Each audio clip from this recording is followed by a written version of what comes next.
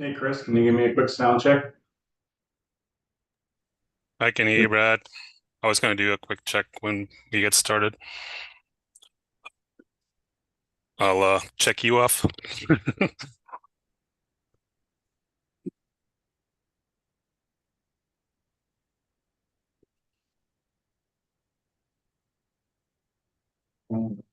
Full volume. I assume you heard me. Can you hear me, Brad? Oh, I guess not. We can hear you, Franz. Yeah, I think Brad has a speaker issue maybe. I got it fixed. Can you hear me, Franz? Yep, can hear you. Yep, got you loud and clear. Thanks. Perfect. Might as well do some of the sound checks because I don't think, Sherry, I just texted you. I don't think we have to do associations for this one because it's, we're all researchers and we just trust that you don't look out for your own interests.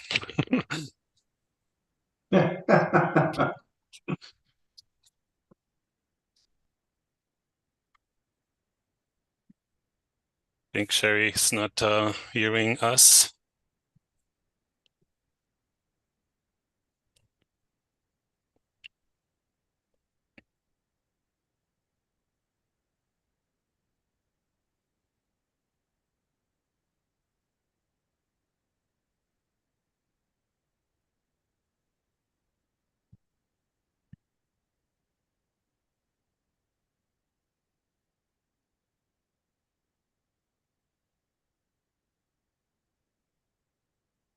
I'll just keep talking, Sherry, for Sherry, if she can't hear us right now.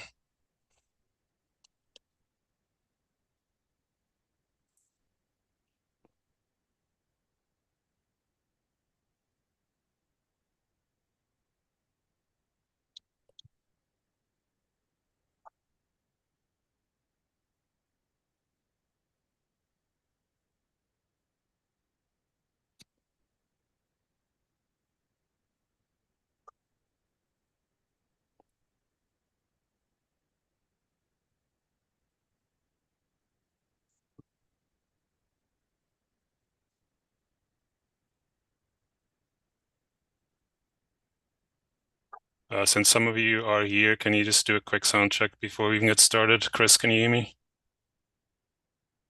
Roger that. I got you, Franz, loud and clear. Great. Sherry, are you with us now?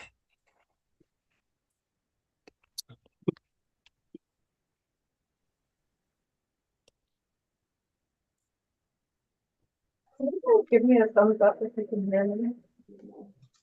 I can't hear you. Okay. Yeah. I'll text her. Weird.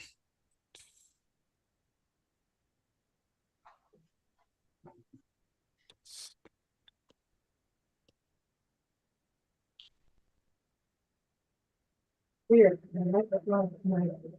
It's working.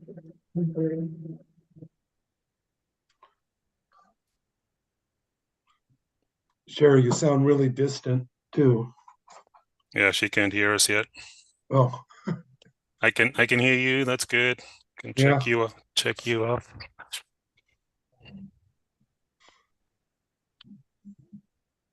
Andrew, can you just check your mic too? Yep, I can hear you. Can you hear me? Yep, you loud and clear. And Ian, I heard you earlier when I popped in.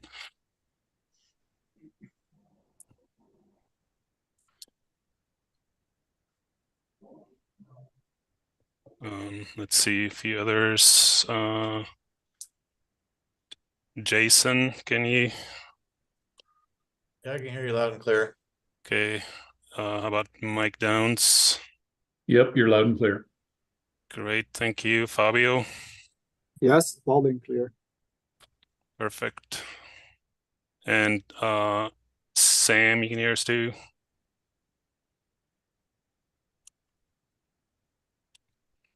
Not hearing you. Sam Cunningham. Hi. Yeah. Hi. Great. And Sam, I understand Chris is just going to take it right away, or do you have anything to talk about before we get started? No, I think we're gonna let Chris be our leader. All right. here for support and note taking and, being a poor facsimile of Nicole Watson. Sounds great. Sam, I thought you were just going to do the whole thing. That's what you told me. Oh yeah, I changed my mind. Sorry. We just got to set the stage this morning, right? We got to.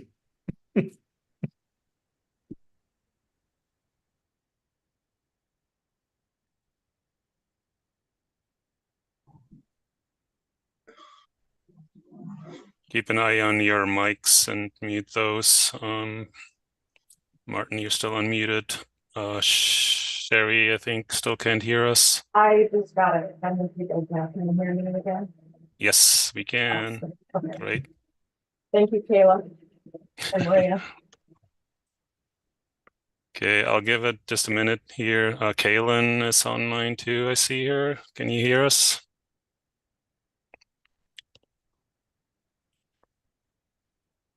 Kaylin, not hearing you. You're still muted. Oh, yeah, sorry. I'm all set. Okay, great. And Rob, I didn't check yet. I hear you just fine. Okay, great. I think I got everybody, so we don't have to do that again.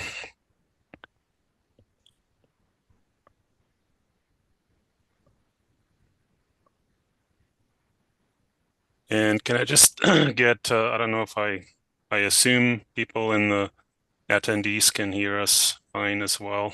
I guess you can note so in the chat if you can hear me, maybe. Actually, no, we don't even see that, but maybe Maria can. They can raise their hands and I think that's something they can do. Okay, yeah, I see some hands actually. Okay, great. All right, I think I'll go ahead and get started. Good morning, everyone. Welcome to, I guess, what's our first post-pandemic online meeting back in Zoom world. Yeah, thanks for joining us to discuss and make recommendations to the council on research priorities for the next 5 years or 3 years until our next review. As you know, we had an SSC subgroup that worked hard since last summer on compiling research priorities from the plan teams, SSC reports, council documents, including like the EFH 5-year review, the unobserved fishing mortality working group report, and of course public input. As I believe Chris will walk you through, the subgroup will present their curated lists of research priorities and the critical and ongoing monitoring priorities. And our task here is to just review those and finalize our recommendations to the council on the top 10-ish or so priorities and the list of additional priorities and continuing and ongoing monitoring priorities. And the council will take this up at the June meeting. For the report on this, I assigned a number of leads, including Brad, Amy, Rob, Kat, who is not online right now. Fabio, do you know if are you sitting in for Kat or is she joining us? I believe that she's going to join us. I spoke with her this morning. Okay. And Chris Anderson, who is only going to join us for the later part of this, Ian and Bob, who may be joining us as well. But of course, you should all weigh in as appropriate. Given that it's kind of an extra intersessional meeting here and that we have a nice spring weekend coming up, I would ask that the leads finalize a draft report by 5 p.m. on Monday. And then we'll leave it open for comments and edits from everyone until next Wednesday, so we can share and post the draft for the AP and the council next Thursday. That's my hope anyway. I just wanted to let you know, we're still, I think we know this, but there are still people being let in from the attendees, but Kat also, I don't know if you mean and clear, but what kind of access? Yeah. Yeah, thanks. I'm keeping an eye on it. I see people still popping in. I'll I won't repeat the introduction here since Chris is going to walk us through all of that. And before I turn it over to Chris, just a few ground rules for the remote meeting, maybe as a reminder, since it's been a while since we did one of these. You can leave your cameras off during the presentation, just for bandwidth purposes if some people have trouble with that, except for the presenter if you want us to read your facial expressions or body language. If the SSC members have any questions, please raise your hand. If I miss a hand and you've had it up for a while, just interrupt at a suitable spot if I don't see it, but I'll try to keep an eye on that. We'll leave the chat for, which probably isn't even functional anyway. We would leave that for technical issues, and there is a Q&A for everyone else, and for us at least. I get the Q&A feature here. I don't think we need to do associations on this one. Noted that earlier, that we are all engaged in research in some form or another, but we trust that you're not just looking out for your own research interests when formulating these priorities. Let me just do a sound check with the few of you that I haven't yet, and that includes Bob Foy. Can you hear us? Yep, all good. You hear me? Yep, hear you loud and clear. Then we had Mike Jepson. Yeah, I'm here. I'm having trouble. I can't turn my video on, but I'm here. We can hear you at least. You can work on the video part if you want. So for our discussions later, we'll, as we have done for these online meetings, we'll use the video cameras so the public can better follow our discussions. Did I miss anybody for sound check before I turn it over to Chris? I think Amy and Rob I haven't heard from, maybe. Yeah, I can hear you guys. Okay, yeah, I hear loud and clear. I did a sound check with Rob earlier, so I got him. And looks like we've got Kat online as well. Can you hear us? I can now. Thanks, Franz. Okay, great. Thanks a lot. So with that, we'll do, I'll turn it over to Chris. He'll walk us through it. We can ask clarifying questions during the presentation, or you can hold questions for clarification afterwards.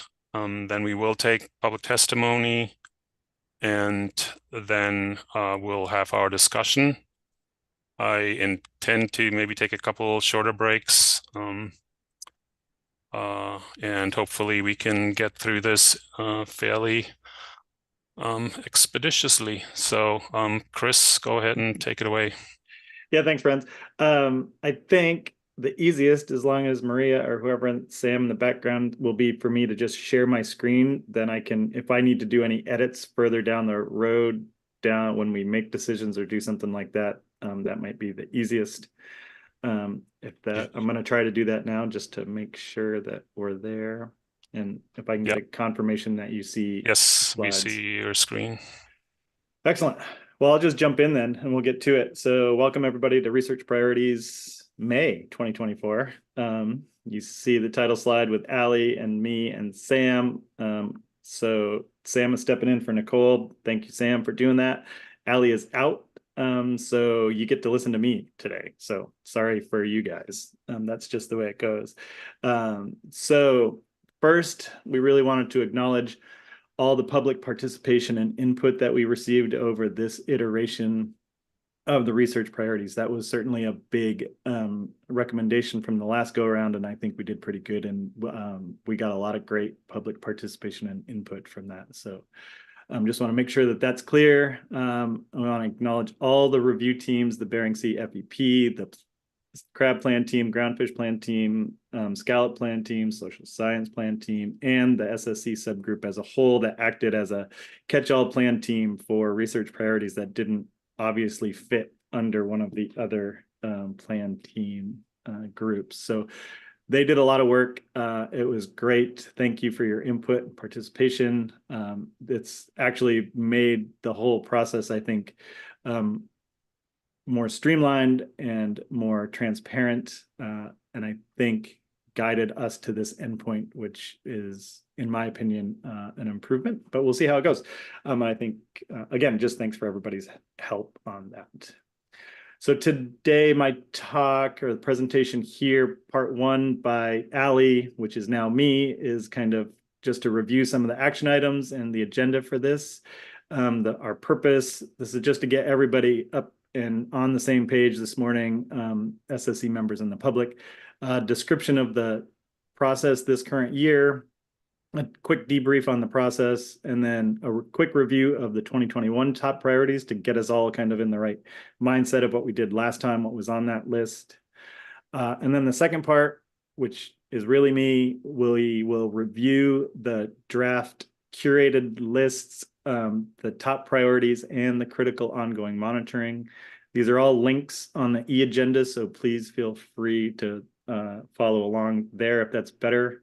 Maybe the one better thing about being on Zoom today is most of you probably all have multiple screens, so you can have multiple things up to look at different things. So that may be of help today. SSC subgroup recommendations. We've got a couple of recommendations for improvements and things to consider for next cycle. So that's kind of the outline of what we're going to do. Again, like Franz said, especially on Zoom, I think it'll be behoove us to, if we have clarifying questions, great, but let's try to check ourselves of getting into the discussion, which we're all pretty good at. Trying to get into the discussion in the middle of that. We'll have some time to do that. Let's see. Action for this agenda item. First, we really need to review the curated list of research priorities prepared by the SSC subgroup. We need to review the curated list of the critical ongoing monitoring COM priorities prepared by the subgroup. We need to receive public testimony on all of this. And then we need to finalize the recommendation to the council for those research priorities. The SSC recommendations will be posted to the council e-agenda for June, and the report will be provided to the council for the June meeting. And this says, if time allows, consider the process improvements for next research priorities. I think that was in there from for April, when time was starting to get short, we started modifying things. We should, hopefully, cross our fingers, have plenty of time to consider improvements for the next go around. And Franz, I don't know how you want to do this. Are you checking hands, or do you want people just to pop in and shout out if they have questions? Just so people know. I'm checking Okay. hands. If you can't see them, I'll do that. Yeah, I can see some, but I can't see everybody. So if someone could keep on that. And if Franz doesn't see you, just pipe up and let him know so we don't get too far along. Thanks. Here's just a reminder of all the things that are on there. If you're on you're not on the PowerPoint, but those are all on the e-agenda. So we're going to move on from there. Purpose of research priorities. The MSA requires councils in conjunction with the SSC to identify 5-year research priorities for fisheries, fishery interactions, habitat, and other areas of research that are necessary for management purposes. The council identifies 5-year priorities on a triennial basis based on how well they align with or inform management for the federal fisheries. Last review was in 2021. And the council's approved research priorities are provided to the Secretary of Commerce, National Marine Fisheries, Alaska Fisheries Science Center, other research in NPRB, the University of Alaska, UW, a bunch of other things. And the SSC subgroup for research priorities also added a number of other audience members that this should get to, and we'll communicate that out to the council and council staff to make sure that this is as widely distributed as possible. A little more background on the 2024 review process. And just as a reminder to you all, this 2024 process was reviewed and approved by the SSC at the June 2023 meeting. So just about a year ago, Ali and I walked through kind of the intended process for this going through, and we got feedback from all y'all on that. So this builds on the existing process. plan teams as an initial filter of research priorities, both of comprehensive list, the database that's available, plus immediate top priorities.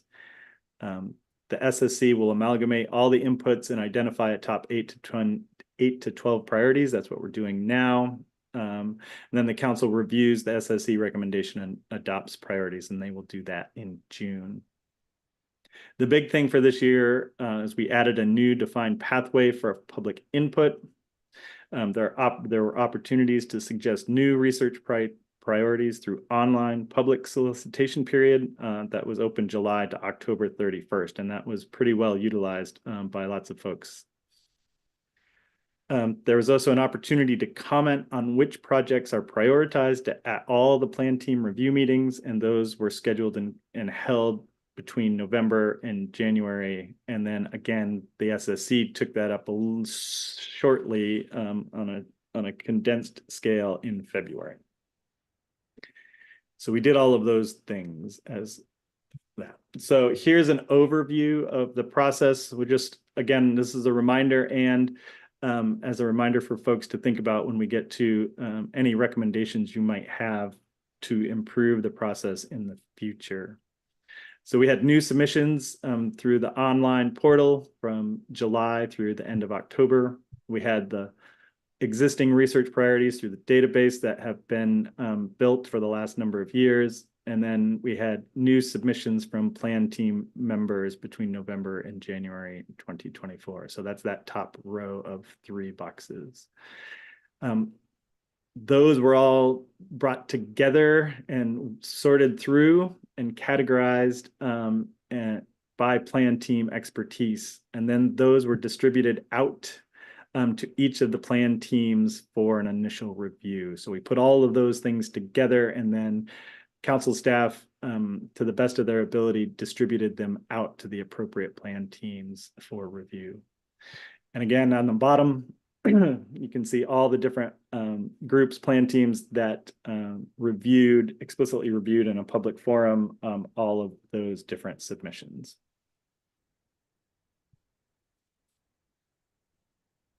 Let's see. So before any of the plan team meetings, so this is the plan team members reviewed the list of all the research priorities relevant to their team. The plan team members completed a Google form identifying their top 3 to 5 research priorities. And this was an opportunity to submit new research priorities at that stage. So they could either identify things that have already been mentioned, or they could come up with new ones. And then council staff compiled a short list for the plan team to focus their discussion during the research priorities meetings based on those responses. So that was all done before the meeting, so folks came into the meeting prepared to talk about research priorities. So then to the right, during the meeting, the plan teams discuss shortlist and any other research priorities, determine if they should be included on a voting list, a monitoring list, or combined and reworded and included in a voting list. So any editing of things happened at that point. They then received public testimony to help focus and how to prioritize all of those research priorities. And then what they did is they just took that vote, what was on the voting list, and it was a list of about 10 to 15 items, and then used ranked choice voting to come up with their top 5 ranked research priorities. That was basically the way to get everyone jump started, to make sure everyone had an equal voice in what they thought was a priority. And then they had the ability to discuss those results and make sure that they either agreed with them or modified them as the group saw fit by consensus.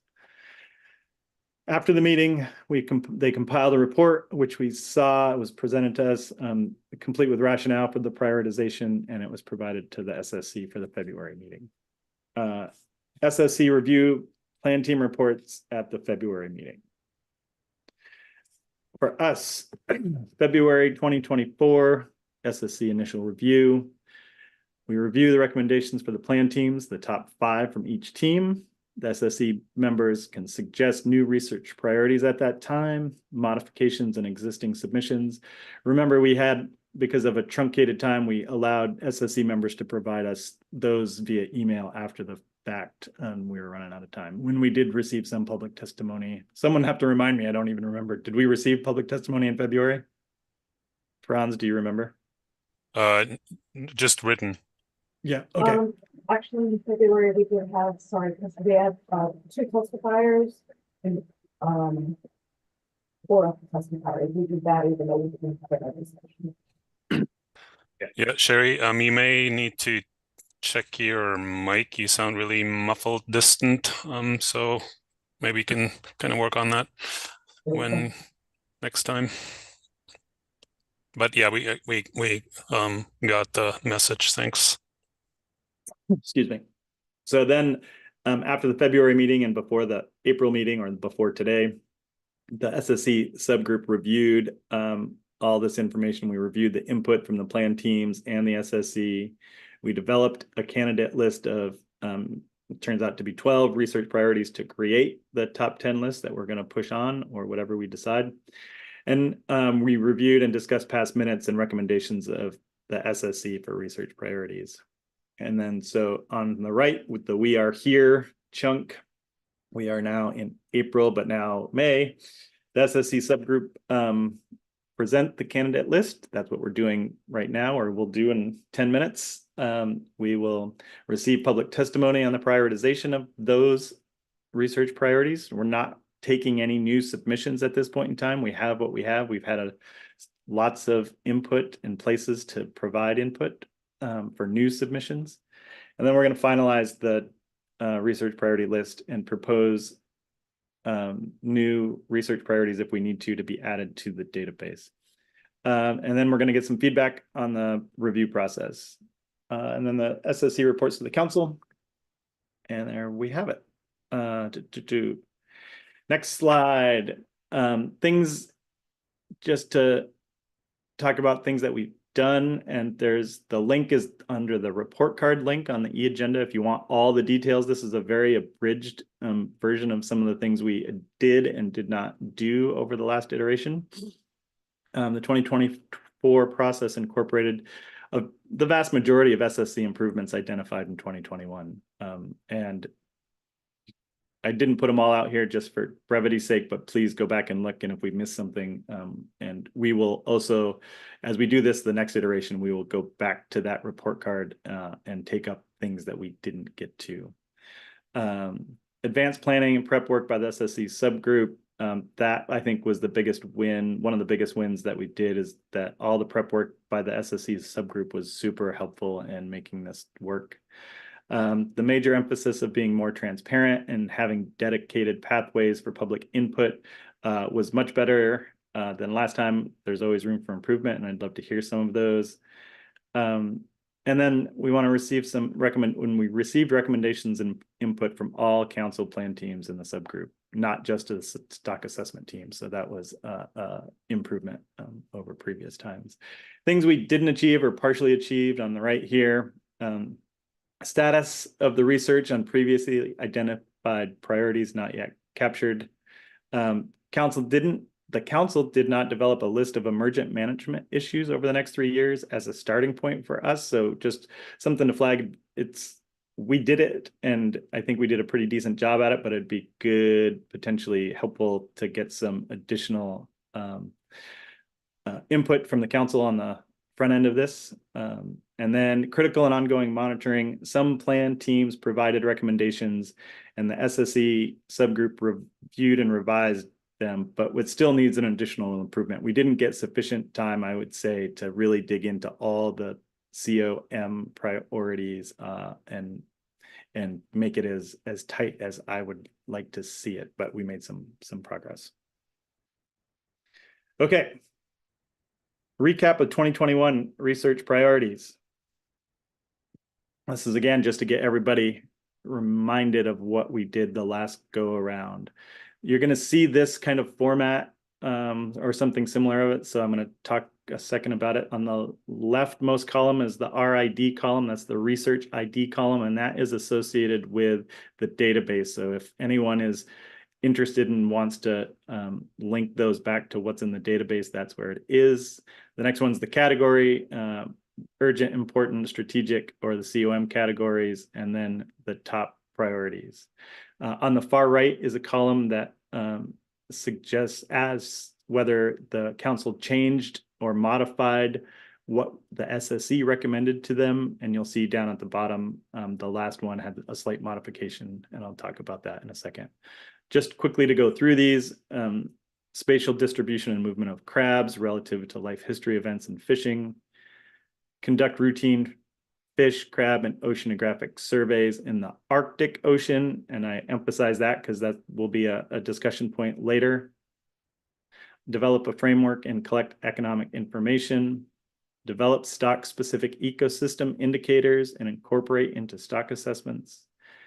Cooperative research efforts to supplement existing at-sea surveys that provide seasonal species-specific information on upper trophic levels.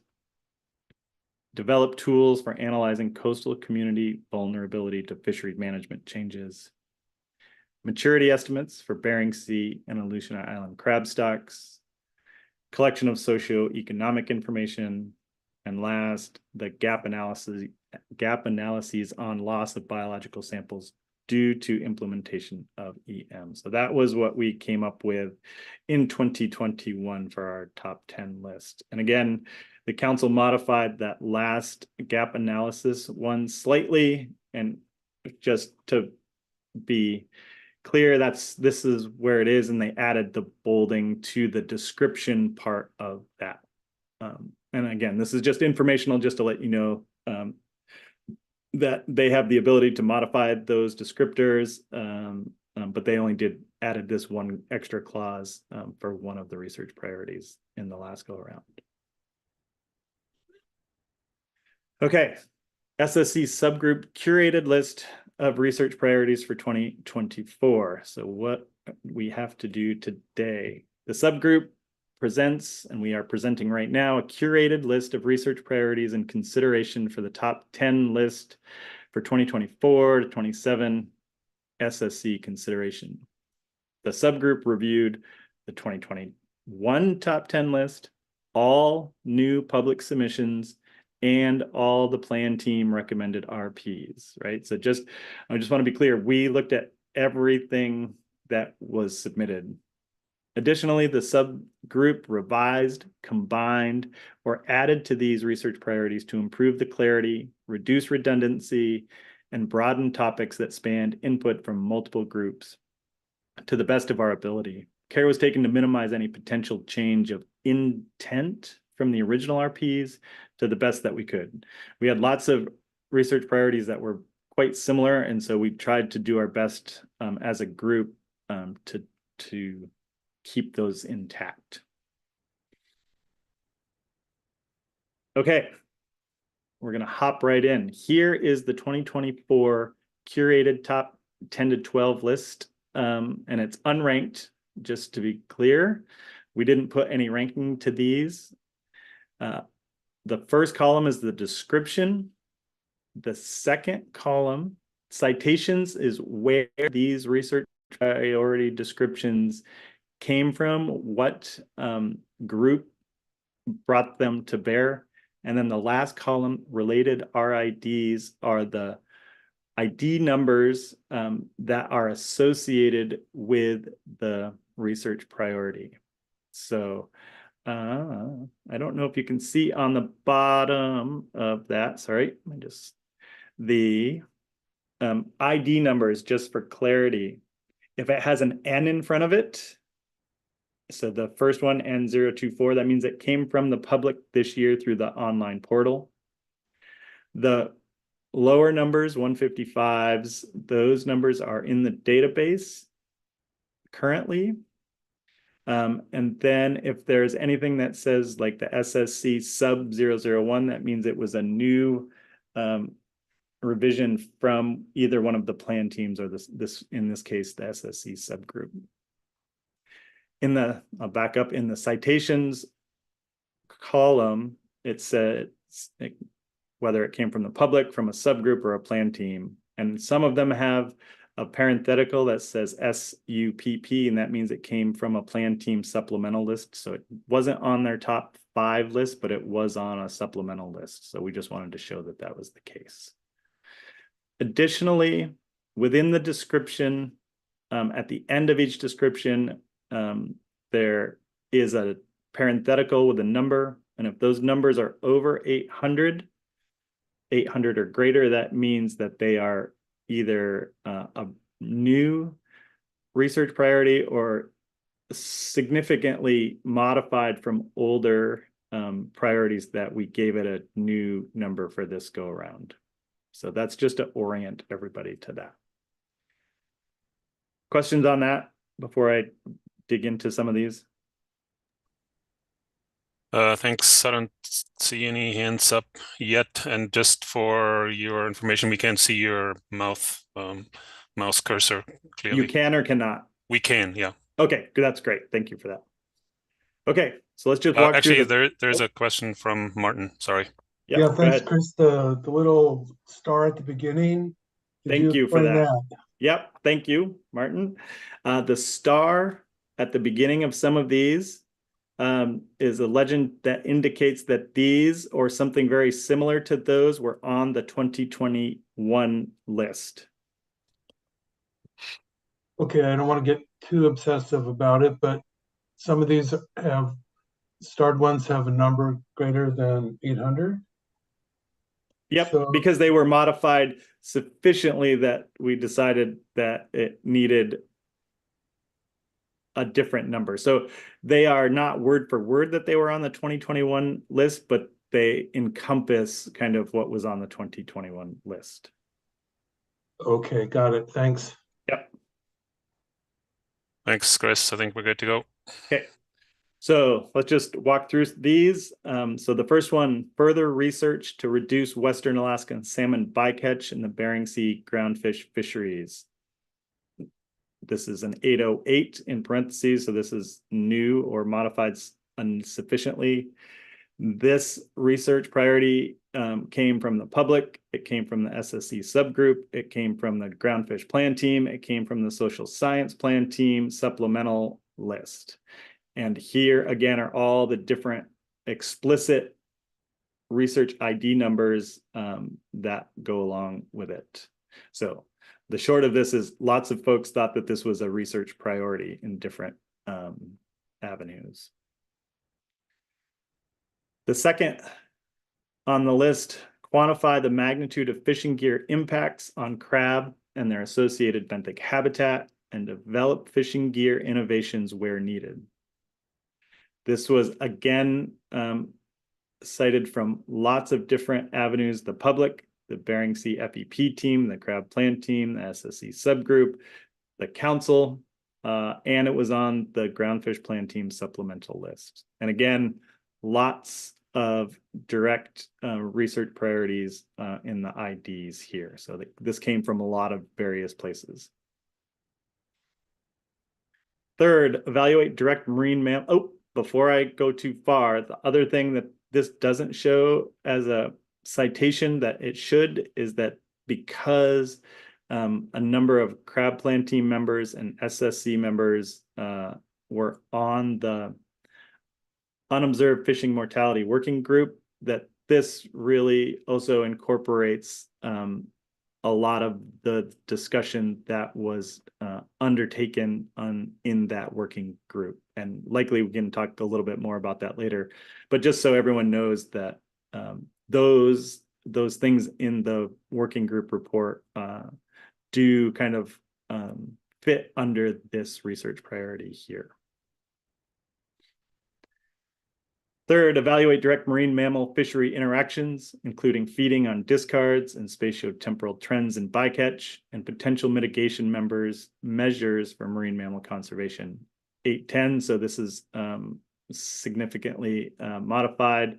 And again, a fair amount of support by the public, SSC subgroup on the supplemental list, and the groundfish plan team supplemental list, and a number of direct ID, research ID numbers of priorities. The next one has a star, so it was some form of it was on the 2021 list. examine the economic, social, and cultural effects of fisheries and fishery management policy in coastal communities over time, including impacts from fishery policy changes and tribal citizen and tribal nation reliance on, participation in, and impacts of federally managed fisheries. Again, an 811, so modified a fair amount. I'm not going to go through these. I'll start slowing this or speeding this up, but you can see a fair amount of requests from various places and a number of different IDs associated with that were amalgamated into this descriptor.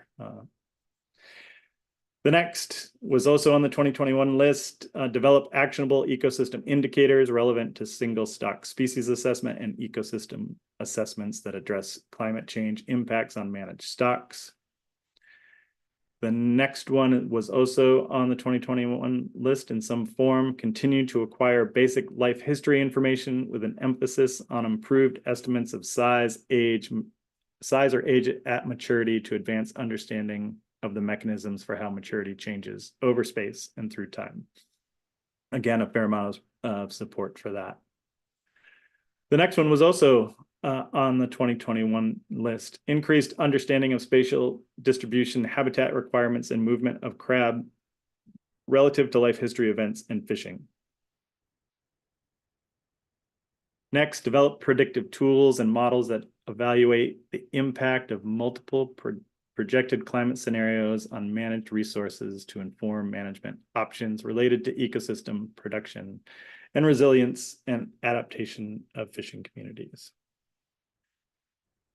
Next, retrospective and meta-analysis regarding whether, how, when, and why objectives and goals of fishery management plans are or are not achieved over time. For example, BMSY proxy evaluations.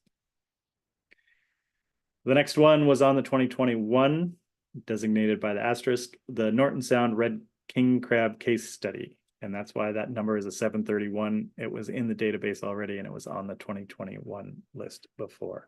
And that was brought up by the Social Science Plan Team and the Crab Plan Team supplemental list.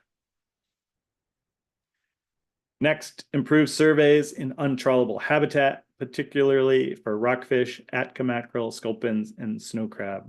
And again, this was a slightly new one, and it's a combination of a couple of the IDs from the public and from the crab.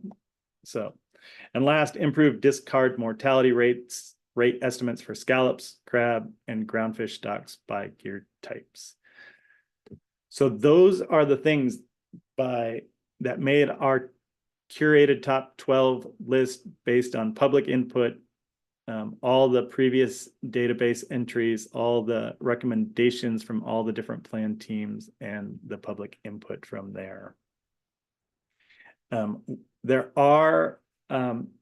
There's a list on this next slide of a number of alternatives. I'm not going to go through them all, but they are available to you all of us as SSC members, as things that came but didn't have quite as much kind of impact on the number of citations or the number of research IDs, people or various places that thought that these were high priorities. So I'm going to go back one slide so everyone knows I'm going backwards.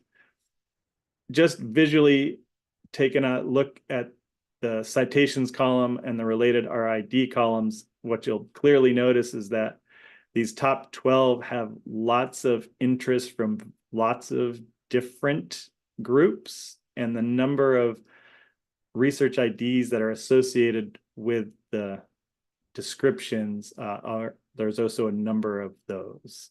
And when we move to the next page of alternatives, they're basically one-offs that one plan team thought that this was important. So we decided that they're totally available for all of us if we as a group decide to move them up or put them on the top 10 list. That's totally great. But we present them here as alternatives, but give you an idea that they have fewer supporters in the grand scheme of the process. Is there any question on that? Franz? Yeah, thanks, Chris. Just a couple, one on the previous slide, maybe, just really quick, because there were some questions about it. The rationale for the sculpins there that had come up, is that, do you have the history of where that came from and why sculpins were included there? I do not. Thanks for the question. That came directly from the plan team. So we tried not to, if the plan teams thought that that was important, the subgroup didn't try to dig back in and ask. We assumed that if they pulled it up on them and didn't modify it, that they thought that that was important. Okay, thanks. And then on the next slide, I know you did a lot of amalgamation, I guess, as he called it, of different research priorities. And it struck me there's these three, while distinct, three scallop focused priorities. Did you consider like combining those? There's others that are, similarly broad, I guess, or do you feel like they distinct enough to separate? We did not really consider to combine those three scallop ones together. We did our overarching kind of thought was that we really wanted to ensure that all the different plan teams were at some place on the top 12 list as well, to make sure that we were responsive to everybody. That is something that we all could consider today, whether that's just a general lumping of scallop stuff in general. I will say that we did incorporate scallops in, for example, the one descriptor on size and age and maturity as an issue that the scallop plan team thought that was important. And other plan teams did, so we thought that was a great place to incorporate scallops. And I think there was one other place as well that scallops fit in to that. All right, thanks. I still don't see any other questions, so I'll ask one more on number. Oh, you don't have numbers on here, but That's fine. The incorporating economics into decisions. That and I don't want to get into wording here, but that seems like an objective that the council could consider. But I assume what's meant here is more develop frameworks or methods or models for doing that, and we should probably consider rewording that. I would agree. I think we did not. I would agree that this is not explicitly a research priority in detail enough. So I think this is either I would suggest that we don't wordsmith this. This came from the groundfish plan team. So we could either elevate it into the top 12, top 10 list, or just recommend that some additional revisions for the next go around would be helpful to make this more distinct. Okay, thanks. So that actually helps. So I think, what you're saying is that you avoided sort of changing these only for the top priorities for that list. You combined, amalgamated, changed wording, clarified wording, but not for the, okay. Well, and we tried to change things where we thought we could and where we knew the intent. And this will go back to one of the SSC subgroups recommendations towards the end, is there's not a good process in place currently for the plan teams to provide all their top fives and all their recommendations for the SSC to then do the combining or editing or tweaking and then get those back out to the plan teams to make sure we didn't goof something up or misconstrue something in what they were trying to get at. So I will just, because we're having this conversation, that's on our recommendation to think about how to do that better in the future. Okay, thank you. I don't see any other questions, so go ahead with COMs. Okay, so now we're just gonna move in to the rationale for the critical ongoing monitoring, COMs. There were 21 COM priorities identified in 2021. The plan teams this go around provided a list of 16 COMs, in which 7 were from the previous review and 9 were elevated from the urgent or important categories. From that, the SSC subgroup reviewed and edited all the COMs and recommends 15 COMs to move forward, and we'll see those in a minute.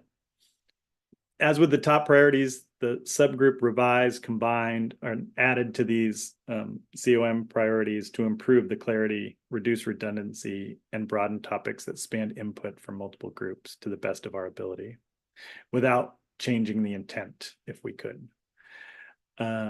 We are requesting some additional input on a couple of COMs, and we've proposed a couple explicitly to remove from the COM category. So we just flagged those explicitly to make sure that we're not overstepping by removing stuff without the whole SSC seeing those. Based on the social science plan team recommendation and the council's overall goals to facilitate the increased use of traditional knowledge within the council process, the SSC subgroup also recommends that the addition of a general statement to the critical ongoing monitoring category in the research priority definition descriptions right up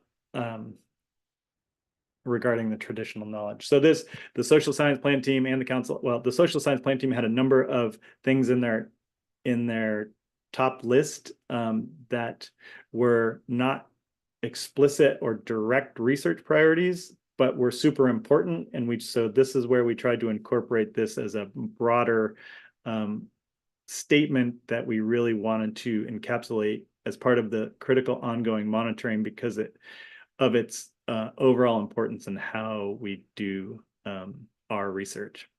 And so that statement that we're recommending gets added to this is the council has adopted the LKTKS protocol and has committed to incorporating LKTKS information into ongoing management decision-making processes when available and relevant. Research focused on ongoing monitoring of the incorporation of LKTKS would increase the transparency and identify gaps in inclusivity of the process.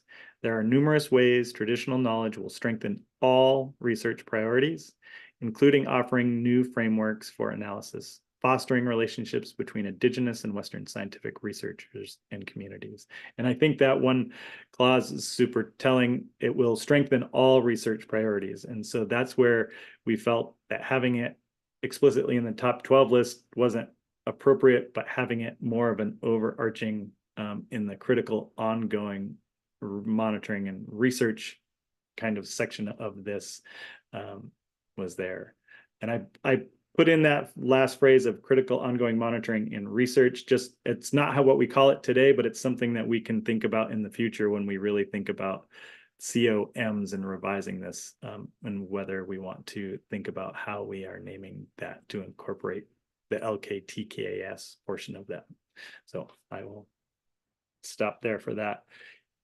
Here is the curated COM list. Again, it's unranked. And so this is taken into account what the SSC subgroup did, looking at all of the COM recommendations.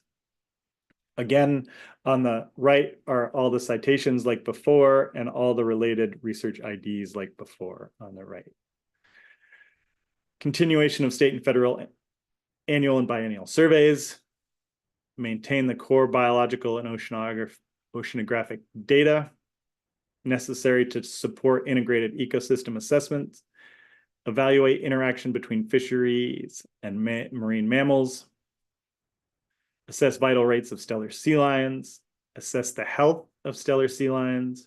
Continue to develop and improve the use of indicator-based ecosystem assessments throughout the range of the Council's managed resource. Maintain the observer program to monitor, collect, and analyze fishery effort and the associated data for catch accounting. Continue to collect guided angler sector data for the halibut fishery. This next one has an asterisk. It was on the last year 2021 top 10 list. Monitor the economic effects from fishery policy changes on coastal communities with a collection of socioeconomic information, including local and traditional knowledge. Explore factors that contribute to year class strength and recruitment for managed resources, including data poor stocks. Continue beluga whale surveys to assess the population, its interactions with fisheries, and collect and assess beluga whale prey information to help inform and support the Cook Inlet Salmon FMP and harvest specifications. Evaluation of salmon PSE mitigation measures. Expand studies to identify stock and management boundaries. And then develop stock-specific ecosystem indicators and incorporate into stock assessment. And then cooperative research efforts to supplement existing at-sea surveys that provide seasonal species-specific information on upper trophic levels. Those last two have two asterisks because they were on the 2021 and the 2018 top 10 list. Also, just before I forget, anything that has a number at the end of that that's less than an 800 series number are things that were on the list before we looked at this and have been on the COM list for numbers of years, right? The ones over 803 are things that we modified slightly based on the input that we received. And it looks like Martin has a question. Yeah, thanks. Some of these seem to me to have more of a flavor of a sort of research project rather than a monitoring. And I'm just wondering how clean that distinction is.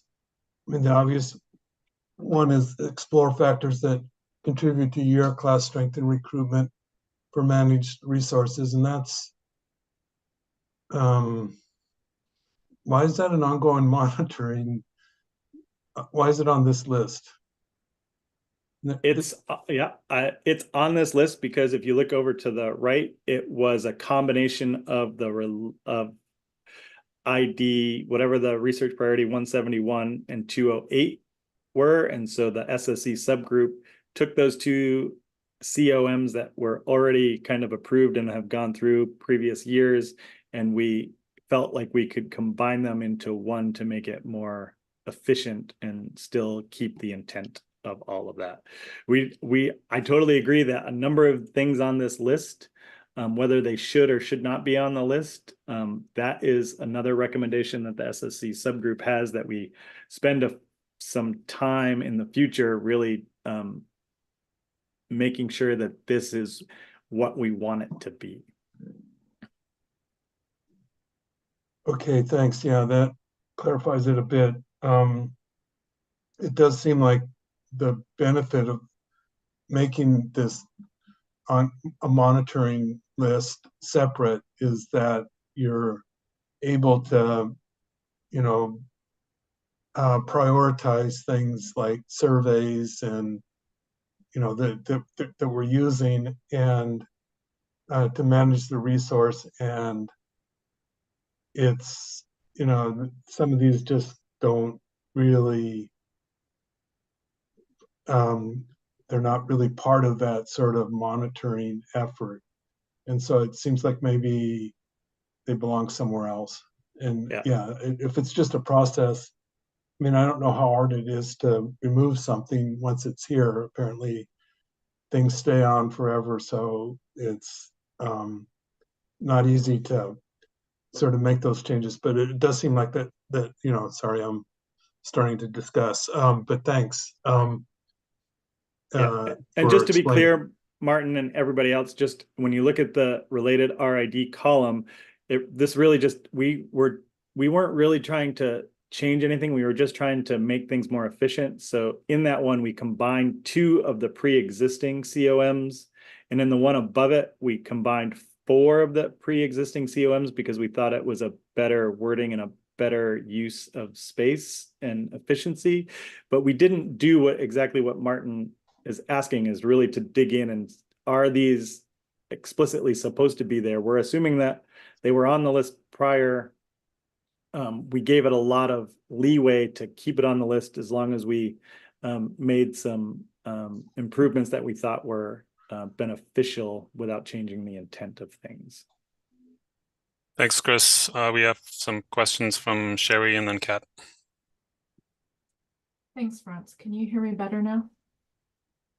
Yes, that sounds better. Thanks. Great. So Chris, I think I've got a process question for you. And I had some of the same struggles that Martin was talking about. And I guess I'm wondering, so you know that I had gone through these thinking this was something that the subgroup had delved into, and I had some of the same questions as Martin. But it sounds like the subgroup kind of got into this, but kind of didn't get into this. And so I'm trying to think of how this meeting goes, because if you kind of got into it, it seems like we're going to be doing a lot of this on the screen. And so I'm wondering, what are our options in this meeting? So, and I guess ideas that I've got are leave the COM list as it was last time without making any changes. Make the changes that you did as a subgroup without diving into it and just adopt those somewhat thought of without any addition, or digging in fully as the SSC to actually deal with these, because if we don't want to adopt something that hasn't been all the way thought through. And I guess I'm wondering what you see as options for process. Yep. Thank you, Sherry, for that question. That's perfect. We and the SSC actually recommended on the last go around that we not pick up COMs in this go around unless something changed, unless there was some intent by some group or the public that there was some changes or modifications needed. As I started, there were a number of the plan teams recommended elevating things that were either on the important or urgent or strategic, I can't remember which list, to the COM list. So the subgroup hadn't planned on doing this until we received in the winter, after all the plan teams met, their reports where they recommended modifying some of the research priorities from research priorities to COM priorities. And at that point, we felt like we then needed to review those things and decide whether we needed to add them, modify them, edit them as best we could. So that's why it didn't get a full thought right from the get-go when the SSC subgroup started working and thinking this through a year ago. So I agree with you exactly. We could do those three. Those are the three options I think on the table, is say, you know what? We haven't had sufficient time and we're gonna put this on the to-do list for the next iteration of research priorities. And that will be could be a recommendation from the SSC.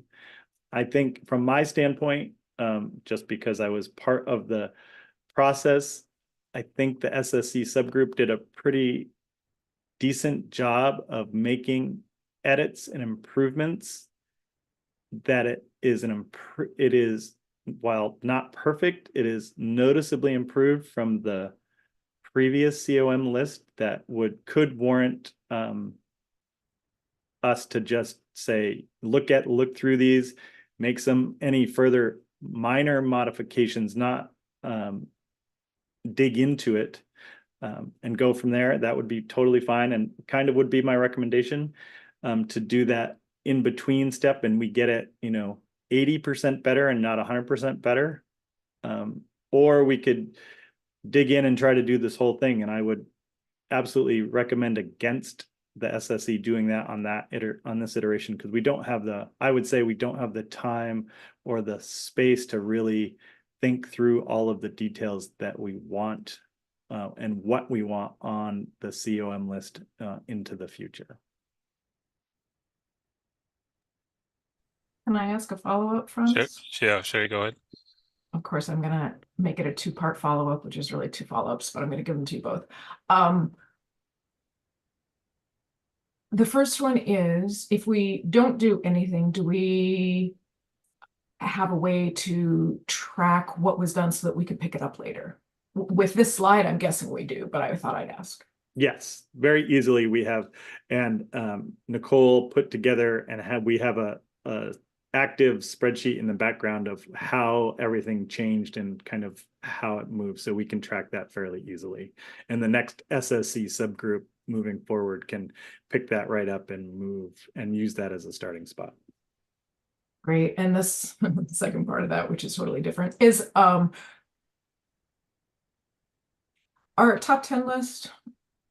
Long time ago, we started with making those mostly urgent priorities, and we've kind of drifted since then. So now we've got urgent, important, strategic, whatever. It's kind of a compilation, which is fine. For this critical ongoing monitoring, it's really back to a single category. And I'm wondering, I haven't had time to go through your presentation. Do you dig into definitions of COM, important, urgent, and strategic? Because I'm guessing that my question is, are you going to dive into definitions, I guess?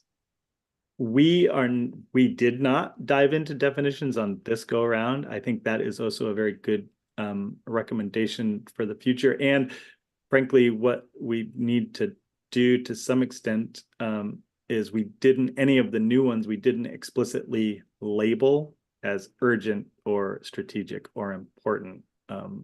So that, while it's not necessary for the recommendation to the council, I think it's likely super important for fidelity across things. And so I think that is something that we need to spend some reasonable amount of time reviewing and deciding how to move forward on putting those labels where appropriate. And I guess in my opinion, the COM label should be very clear that that goes on the COM list. But that's my opinion and not necessarily the opinion of the subgroup. Sorry. Go ahead, Sherry, if you have follow-up. Yeah, can you clarify that last thing, Chris? Because it seems like if you put it on this list, the subgroup thinks it's a COM, but you didn't look into definitions. So I guess I'm less asking about the top 10 and I'm more asking about this one. Did the subgroup discuss the definition of COM and whether the things that are on here fit in a COM? Negative. So, right, we were under the assumption, don't get me wrong, that they were already approved and on the COM list. So they made a cut at some point in time that's the case, right? So the only thing we did was take what the plan teams recommended as elevating or changing from important to a COM and looking at ways to revise and improve the current COM list to make it more useful. I'm so sorry. I must still be confused. But it looks like, so all of these were on the SSC's COM list last year? The last go around, it looks like, except where it says new priority, that came up and with beluga whales. And then it looks like, yes, all of those. And then maybe in the cooperative research efforts, looks like from the SSC subgroup, it was on the top 10 list. And because it was cooperative research as a whole to do basically surveys or provide consistent information over multiple years, it was suggested that it moves to the COM list. Great, thank you. Right. Okay, thanks. And actually one follow-up clarification on that. That excludes the 807, the explore factors that contribute to E-class strengths. And I think that's one of the ones that Martin had commented on. It's more of a research priority rather than monitoring. That was previously not on the COM, or was it? It was, as far as yeah. It looks like, oh, that's actually, I'd have to double check, Franz. I'm looking at the citations with you. It looks like it was on. That was my struggle too. Yeah, okay. It looks like it was just on the 2021 and 2018 top 10 list that as urgent, and we'd have to go back and double check that that's the case. Yeah. Yeah. Okay, and question from Kat. Hi, Chris. Hey. Thanks for this, and feel free to refer me back to your answer to Sherry on process, but I just have a really specific question. Some of these look like they were combined and they're pretty broad generally. I'm wondering if there's a reason why the two stellar sea lion COMs are not combined. They, from my perspective, seem quite similar. Yep, I think that's true. I think that conversation was had. I will maybe put that back to Dr. Foy to remind me, but I think there was thought that it was sufficiently different at the time to keep them the way they were. It didn't change anything from what's currently on the COM list because that's what's on there already, and we didn't feel like we needed to change them or felt like there was some evidence that they were different enough that we didn't dig in far enough to really decide whether that, and so the default would be to not mess them up if they were in fact different by combining them, if that makes sense. Sure, thanks. Looks like Amy may have a comment on that or a question. Yeah, I can comment on that quickly. I think the additional information on both of those and just in general, the vital rates refers more to things like natality or doing activities like branding to look at kind of survivorship of population dynamics versus the health was more of the additional types of information that can be acquired by handling the animals. So disease, contaminants, things like that. So they were kind of separate enough that we felt that they should stay separate.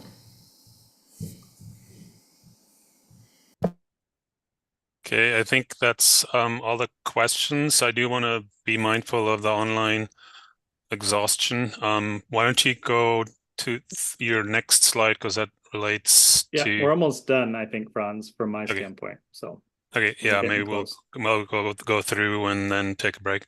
Yeah. So a couple of things that did come up that we wanted to flag explicitly for the SSC as a whole to think about was more input is on ID number 165 and 228 to determine if they should remain or be removed from the COM list, and that is to conduct routine surveys of subsistence in the Northern Bering Sea and the Arctic Ocean, number 165. That was from the Social Science Plan team, and it was on the 2021 and 2018 COM list. The issue here is mostly the Arctic Ocean because that's not our purview explicitly, and there's no fishing going on in the Arctic. And then monitor subsistence harvest patterns, norms, quantities in communities affected by council actions. And I think those came up from public testimony at the previous meeting, and so we wanted to flag those as what we wanted, and there was whether we should remove them or not. We have just so put those in your cap to think about rationales one way or the other. And we, the SSC subgroup, proposed for removal from the COM list, and that is conduct routine fish, crab, and oceanographic surveys in the Arctic Ocean. Again, because the focus is Arctic Ocean and there's no fishing happening currently. And then the other one was to expand statewide scallop surveys with the ongoing where current scallop stock assessment stuff is and the likelihood that that's not necessarily going to happen, or is it a high priority from the scallop plan team that we propose that might be removed from the COM list. So now just some possible improvements. We've hinted on a couple of those already. We want to consider an additional opportunity for the plan teams or the plan team chairs to review the SSC subgroup effort to consolidate, reduce redundancy, and maintain the core essence of all the research priorities. Basically, so they can get one last look at things and make sure we didn't mess anything up or misconstrue stuff.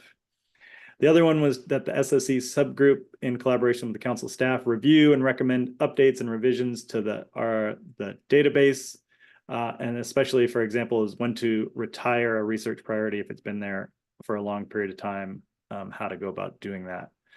This would also probably think about updating categories as well.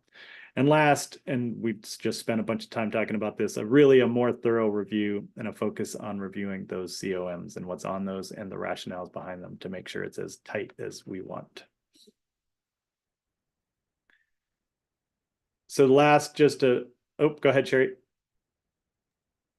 Yeah, go ahead, Jake. Sure. Can you go back a slide, Chris? Yep. Maybe. Am I correct that number 1 is for the future, or were you looking for an opportunity for plan teams before June? For the future, to have something explicitly in place for them, and a place for them to actively participate in that. You know, I reached out and they knew they could reach out if something was totally sideways. But it'd be better if they had an active place for them to weigh in on those things. Thanks. Yeah, go ahead, Chris. Yep, and this is just a reminder of what we have to do today is we got to review the curated list of research priorities. Basically, we've done that. We need to review the curated list of COMs, and we just did that. We now need to receive public testimony on the prioritization of those research priorities. And then once we get public testimony, we need to finalize our recommendation for the 5-year research priorities for the council. And then if we get there, consider some recommendations for improvement for next year. And I think that's all I got for you all.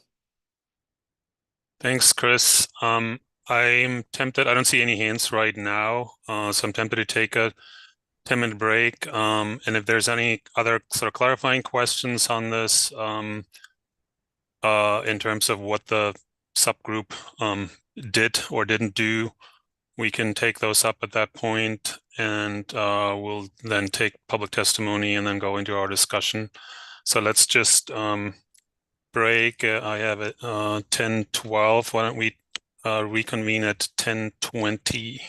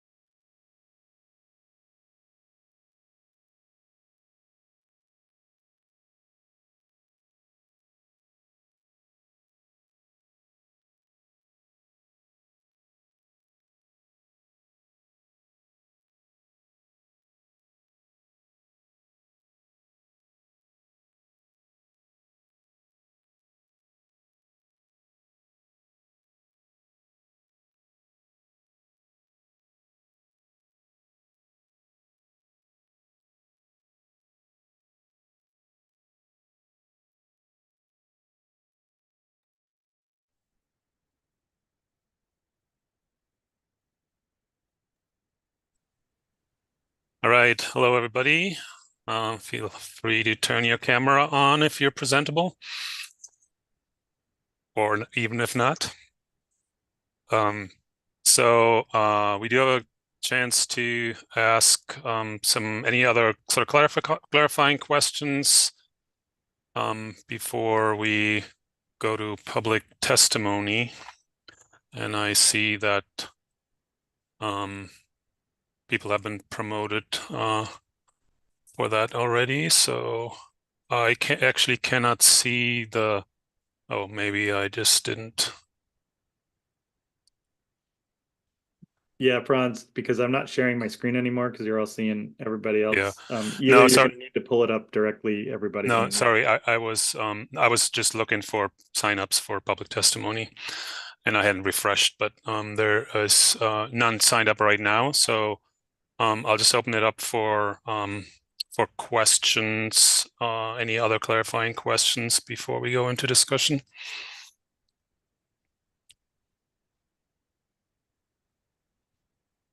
Okay,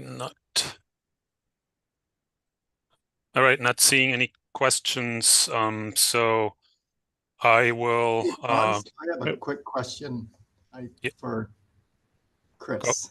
Go ahead, Rob. Hey, I think this. Hey, Chris, I remember some of the discussions we talked about. I thought there was a topic on retrospective analyses of recent stop collapses, to identify early warning signs that were missed. Was that never added, or did that just not rank out on the lists? Is for research priority.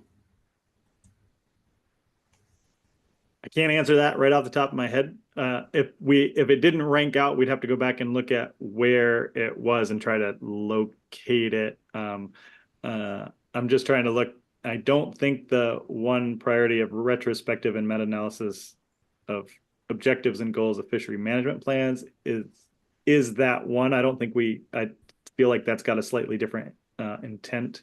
So we'd have to go back and check, but if it likely just didn't pan out. I'm fairly confident in the process as a group that we did. That's the case. And if we'd have to look, is it on, I'm going to scroll back on my slides of the alternatives list and whether it made it there at all.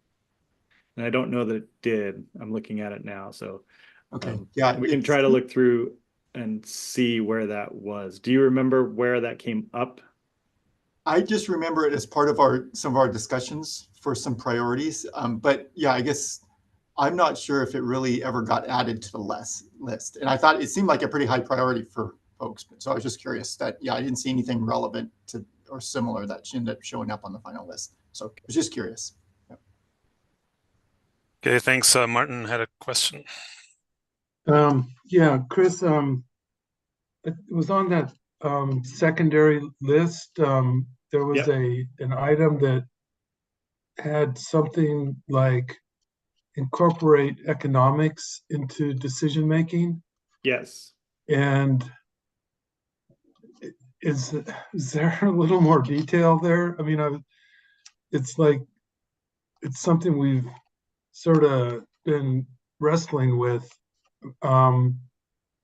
at least for a while, and it's certainly sort of along the lines of some of the research that's going on with sablefish now, but it's that sort of the way that's worded right now seems so open-ended and vague, and potentially something the council might get a little nervous seeing.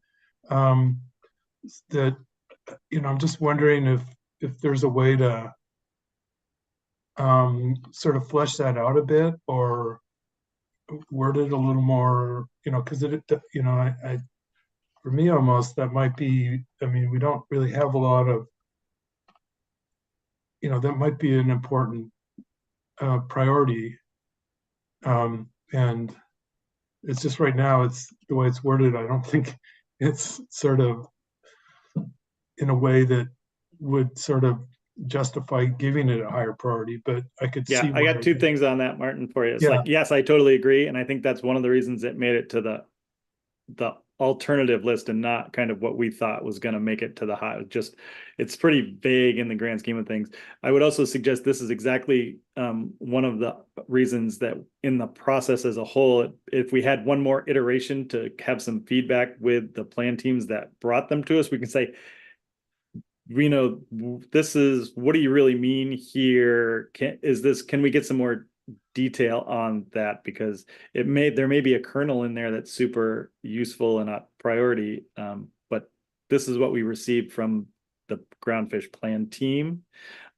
Additionally, I would suggest just so that because it was only came up from the groundfish plan team as a priority for them and not for any of the other groups, it didn't bubble up to the broader importance of things where all of the entries on the top 12 list that we recommend as our starting point have kind of buy-in from lots of disparate, not necessarily disparate, but different groups from that standpoint. So it didn't, for a number of reasons, hasn't made it up to that top tier of what we're recommending the SSC as a whole look at. Certainly we can, but we would have to, I think you're absolutely right, need to do a fair amount of wordsmithing and or trying to ferret out the intent explicitly of that. And I don't think that we want to try to do that with the plan teams, what they came up with as a new priority this year. Okay, so we're just reflecting what they said and not trying to add anything to that. Well, I think we would be adding a new priority, right? I mean, the intent would be different enough. I mean, it might be incorporated in a broad statement of incorporating economics into decisions, but I think we might do more harm than good at that point in time. Yeah, for sure. I think it's the general. Now I'm thinking about it a bit more. It's like, how do we essentially why we're doing are interested in the sablefish sort of economic research, which is to help the council inform or help inform the council on the sort of TAC, the TAC setting process and there's, just like, I don't know. I could see that being a pretty high priority generally. So yeah, I think Martin, I asked about the same thing earlier. I mean, I think this is one that gives me a little heartburn as worded. I mean, I think we should consider, I think we can certainly consider putting our best interpretation of it from what we understand is meant, if we feel that is a priority as an SSC to develop methods for doing that, which my assumption is that was the intent, but that may not be a good assumption. I don't know if we have anybody here who was at the plan team, but I'd rather, we flagged it. I'd rather pick it up during the discussion, see what people have to say. I'm not sure if those that are on it have comments on that or not, but we can pick it up again as needed. Okay, thanks. Other questions for Chris for clarifications? Not seeing any. We have one person, Megan Williams, signed up for public testimony. So Megan, if you can hear us, you should be able to speak to us. Hey, good morning. Can you guys hear me okay? Yes, hear you pretty clear. Okay. Well, hi, everyone. My name is Megan Williams. I'm a fisheries scientist with Ocean Conservancy. I want to start just by appreciating the amount of opportunities for public engagement throughout this last research priorities cycle, noting that this is a really important process in determining council priorities and in shaping potential future action items regionally. So I think this process went a lot better this year. And it feels a lot more well-rounded and holistic in the number of perspectives that have informed it. It also feels a lot more transparent. So starting there, We did submit a really extensive letter on this topic last fall, so I'll keep my comments brief. We generally support a number of the top 12 SSC recommended research priorities, including prioritizing salmon bycatch reductions and research to support that, evaluating marine mammal fishery interactions, and especially considering how electronic monitoring is changing our ability to assess those interactions effectively. And then, of course, sort of looking at ecosystem indicators and finding ways for the ecosystem status report and a lot of the really valuable information in there to more directly inform tax setting at some level and ABCs to the extent that it already does. So I just wanted to spotlight some of our priorities that are already spoken to in our letter. And then I wanted to close with another element of our letter. We shared the letter that is written annually by the Alaska Scientific Review Group for Marine Mammal Stock Assessments. So I know we don't have a ton of marine mammal focus on the SSC, but there is this body that was appointed by NMFS to review marine mammal stock assessments annually. So we come together each year, I serve on that body, and we, as part of our annual cycle, look at research priorities that relate directly to marine mammals.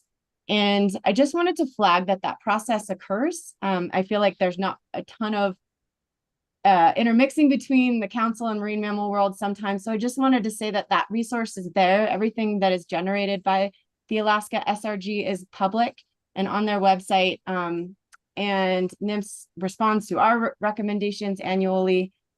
And we do, in a number of our recommendations, address research priorities.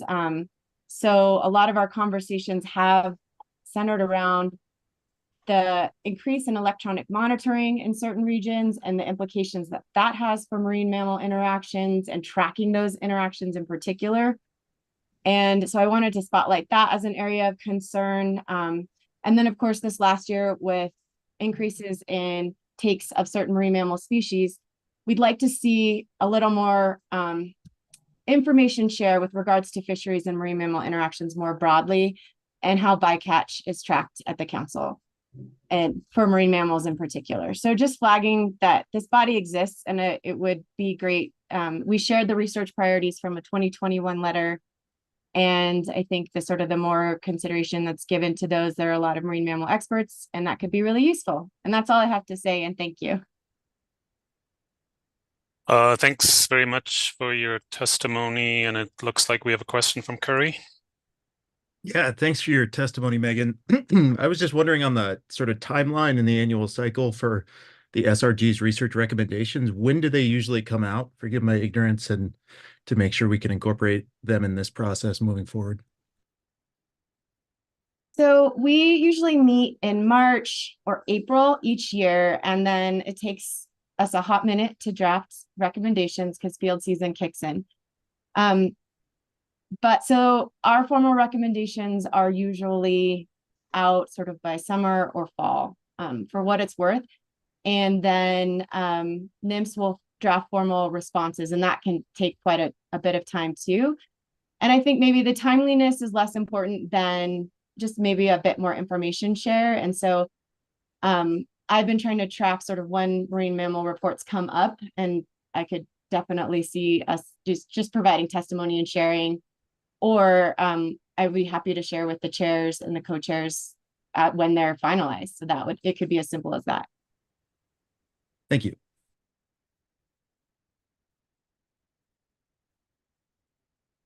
Sorry, I was muted, but see a question from Jason. Thanks, Megan, for the testimony. Those research recommendations, do you know or have a sense whether other councils are considering them in their research priorities nationally? Thanks. That's a great question, and I really don't know the answer to that.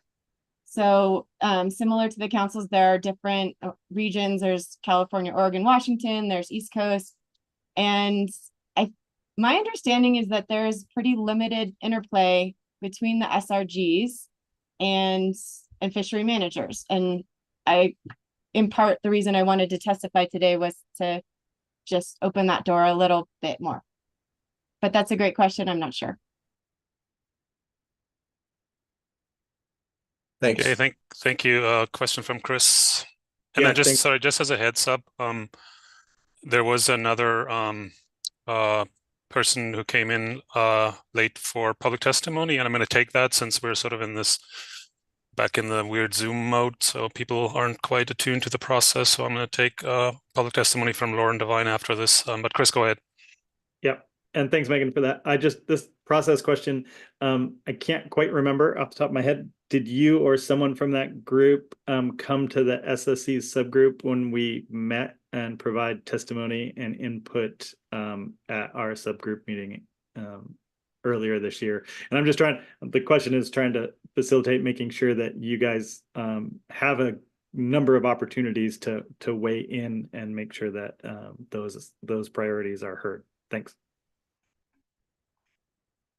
Yeah, I believe this is the first time that I've testified orally on this issue. We did write extensive comments in fall, as I noted, and I believe we left it there. But I was really encouraged to see the list that was generated by the SSC subgroup, and appreciated that there were a lot of opportunities for the public to weigh in throughout. So I think that was great, and I don't think we were there, unless I forgot. Yeah, thanks. Yeah, thanks. And certainly providing written testimony is usually gets our attention, and so hopefully that was appropriately taken into account by the subgroup.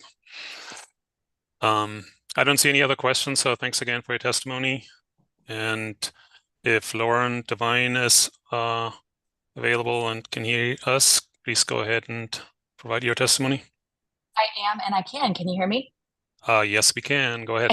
Excellent. Thank you so much. And apologies, and I really appreciate the opportunity to testify. For the record, my name is Lauren Devine, and I represent the Aleut community of St. Paul Island.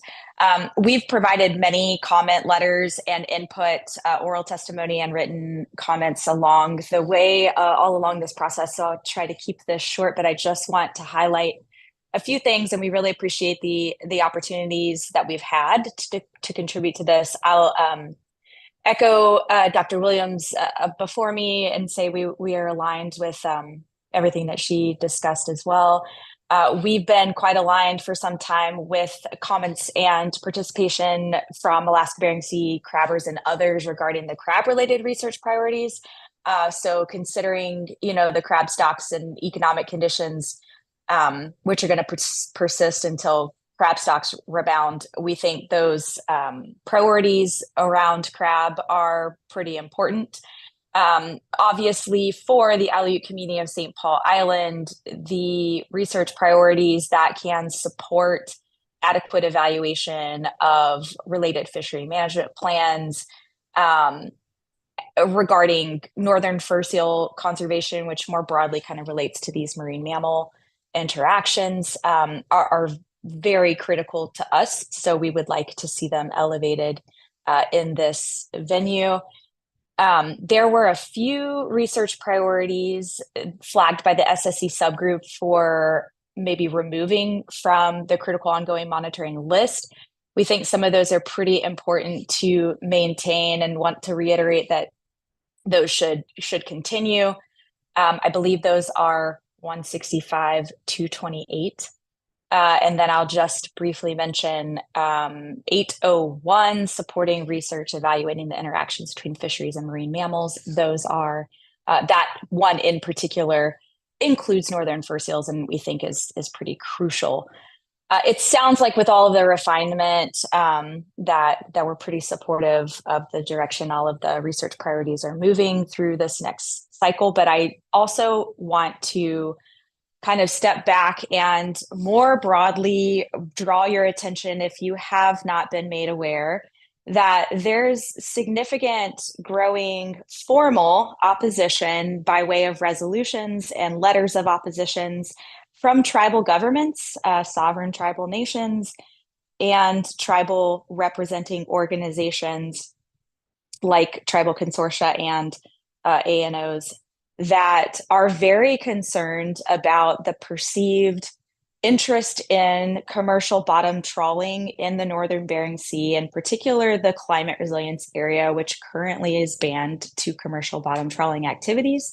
There have been some really concerning activities proposed by the Alaska Fisheries Science Center. And there are many that live in these communities that are not really understanding the lay of the land in that regard, and the urgency and the perceived alarm that this is related to opening up commercial fisheries in the Northern Bering Sea climate resilience area, which is currently a pristine environment. And there are other methods than commercial bottom trawling for experimental or research purposes that can address and answer the questions that we need relating to activities in the area and the vulnerability and threats that are presented by that. And so all of those are publicly available, resolution-wise and letters of opposition-wise. And this is something that's been quite long-term stance for the communities in the region. And we, Aleut Community of St. Paul Island, stand behind those tribes. And so in light of the research priorities, I just wanted to make sure the SSC is quite aware that there's quite a bit of opposition to any of that type of activity occurring as part of research. So with that, I'll say thanks. Happy to answer any questions. Thanks for your testimony. And we got a question from Sherry. Hi, Lauren. Thanks for your testimony. In your last comment about bottom trawling in the Northern Bering Sea, I heard the very last words I think that you said where you were concerned about research trawling. And I'm wondering, I want to make sure that I understand, was I correct in that, or were there specific priorities, whether that's top 10 or critical ongoing monitoring, that affect that you are either supporting or against? Thanks for the question through the chair. I want to specify commercial. We understand that research trawling has occurred in the area. This is specifically utilizing commercial bottom trawling gear as a research methodology in the area. Any of the research priorities that might move forward that would be inclusive of using or implementing commercial bottom trawling gear that touches and damages the bottom of the seafloor in the Northern Bering Sea climate resilience area for research purposes is something that has a lot of concern, fear, and worry, and is not deemed necessary nor prudent, nor following any type of Indigenous value systems or principles. And there's a lot of opposition to that. So in considering any of the research priorities, I think it is very important for the SSC to communicate that commercial bottom trawling for research purposes ahead of potentially allowing commercial fisheries of bottom trawling to occur in that area is something that tribes would like to see everyone, the SSC included, voice that it's not a priority. Thank you. Thanks for that. If I just may follow up on that, you are not referring here to the ongoing surveys in the Northern Bering Sea, I assume, that have been on our priorities list for monitoring. Thanks for the question. I think you're referring to the subsistence surveys, is that correct? No, sorry, I'm referring to the trawl surveys that have been going on in the Northern Bering Sea that were annual for a while and maybe biannual going forward. Oh, yes, thank you for the clarification. I am speaking specifically to commercial scale gear. I understand the research bottom trawling gear is the smaller research bottom trawl. So I'm making the distinction between those two gear types, but I will say that on behalf of Aleut Community of St. Paul Island. I will not say that Northern Bering Sea tribes are happy at all or approve of even the research bottom trawl. So I'm making a distinction there. Yeah, thanks for that. And Brad had a question. Thank you, Franz. Thank you for your testimony, Lauren. I was just hoping to get a little bit of clarification in the most of your comments were directly related to one gear type. You referred to a bottom trawl, but at one point in time, you also mentioned concern over gears that directly contact the bottom. And so there are other gears, long lines and pots included, that also tend the bottom and potentially have some of the same interactions that you're expressing concern over. As we think about potentially, including some recommendations for consideration in the next go around, how would you recommend that we word that? Is it the emphasis on the bottom interaction or a specific piece of gear? Through the chair, thanks for that question. That yeah, I did speak on both sides of that, and I will say I did that because in the documentation that we have in the way of tribal resolutions and letters of opposition, there is a bit of variability in what is named and how it's referred to. I am specifically speaking on behalf of Aleut Community St. Paul Island for the commercial bottom trawling gear. There are resolutions and letters that speak to opposing any gear types that damage and come in contact with the seafloor. So SSC should refer to those resolutions and letters and understand what the concerns of the communities in the region are to specifically commercial bottom trawl gear, and then more broadly, all of the gear types that are damaging or come in contact with the seafloor, because I believe there is a bit more nuance and variability there. And so I think ultimately that's a discussion for the SSC to decide how detailed and how you refer to all of the different types of gear that you may want to include versus I know that it's an ongoing discussion around reclassifying, redefining gear types that we know make contact with the bottom but are not listed as bottom gear. So I know it's kind of a sticky and confusing area for us to even try to navigate for our commenting and testifying purposes. So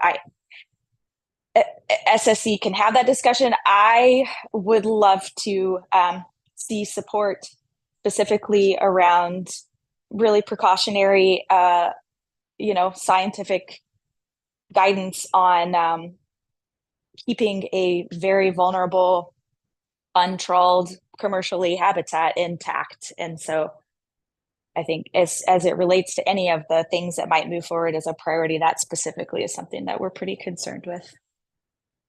Thank you for that clarification, Lauren.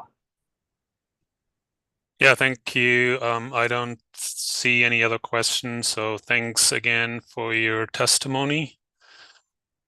And I believe that concludes our public testimony. So I think we're ready to go into our discussions.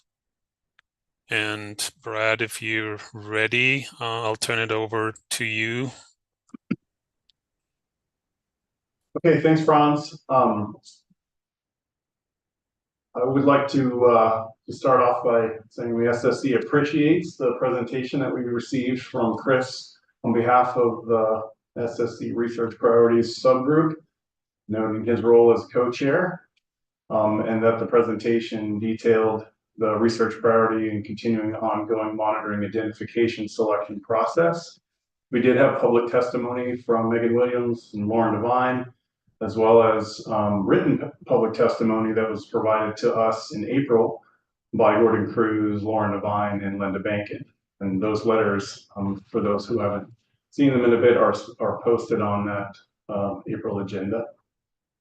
We received some background information as to the purpose of this particular review and the regulations associated with generating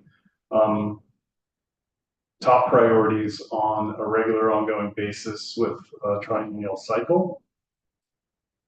The subgroup co-chair reviewed the past research priority processes and provided responses to previous SSC comments, as well as presenting the top priorities that came forward at this go-round, as well as continuing ongoing monitoring.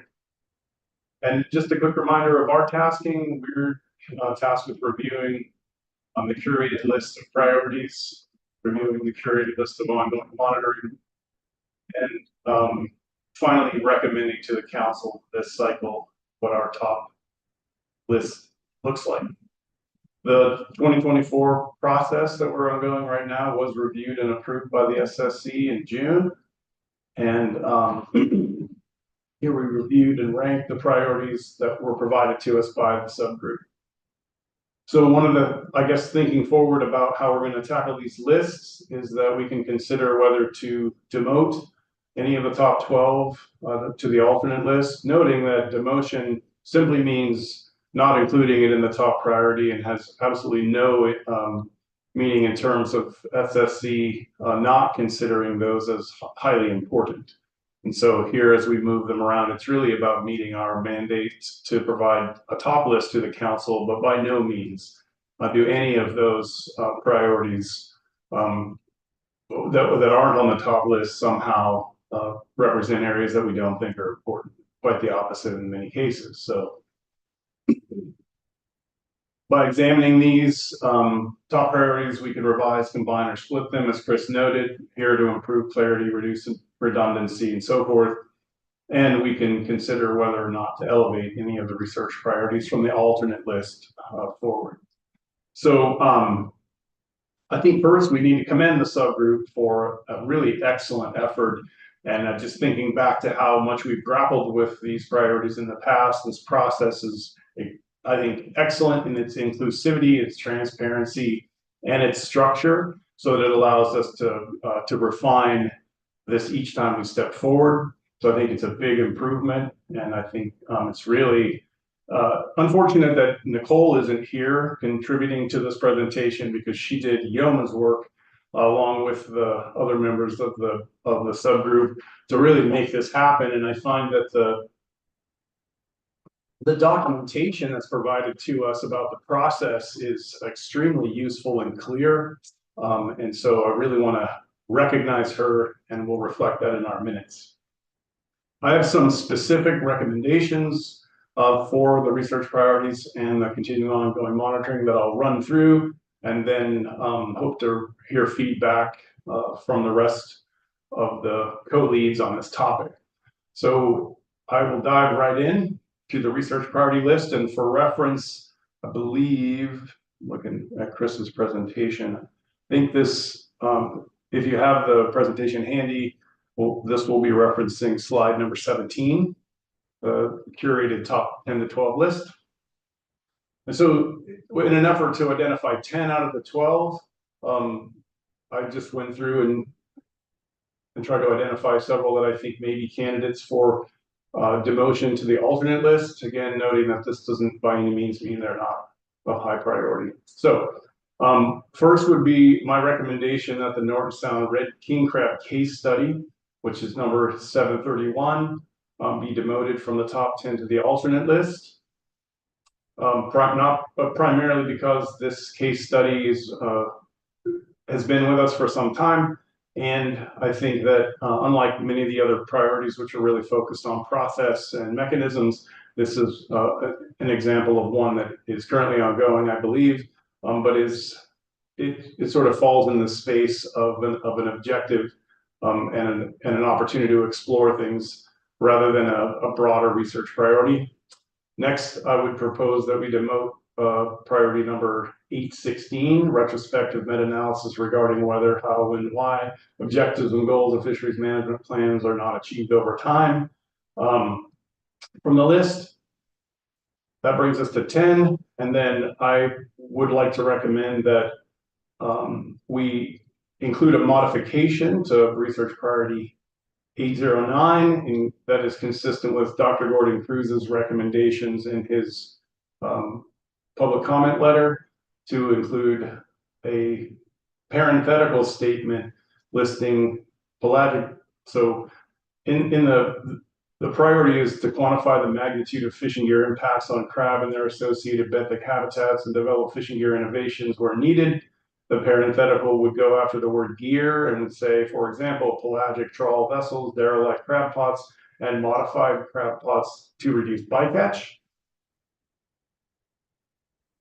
I would also like to propose including a component of the recommendations from Dr. Lauren Devine's letter, also as a parenthetical, to reduce direct and indirect impact of commercial fisheries on northern fur seals, by including fur seals as a parenthetical example in priority 810, which is evaluate direct marine mammal fishery interactions and potential mitigation measures. That brings us to a list of 10. I don't need to, I can list off the numbers if you would like, but I just offer that as a starting point for discussing or for elevating 10 to the council. At this point, oh, go ahead, Franz, did you? No, I was just going to say I'd just as soon you go ahead and we can pick this up along the way.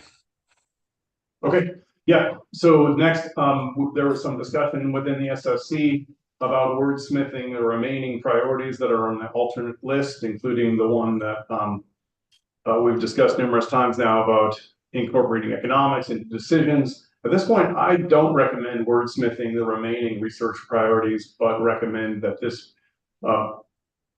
process happen in the next iteration, taking advantage of what Chris talked about, which is the incorporation of input from all of the contributing groups to ensure we're maintaining fidelity to their original intent, rather than the SSC working through those now.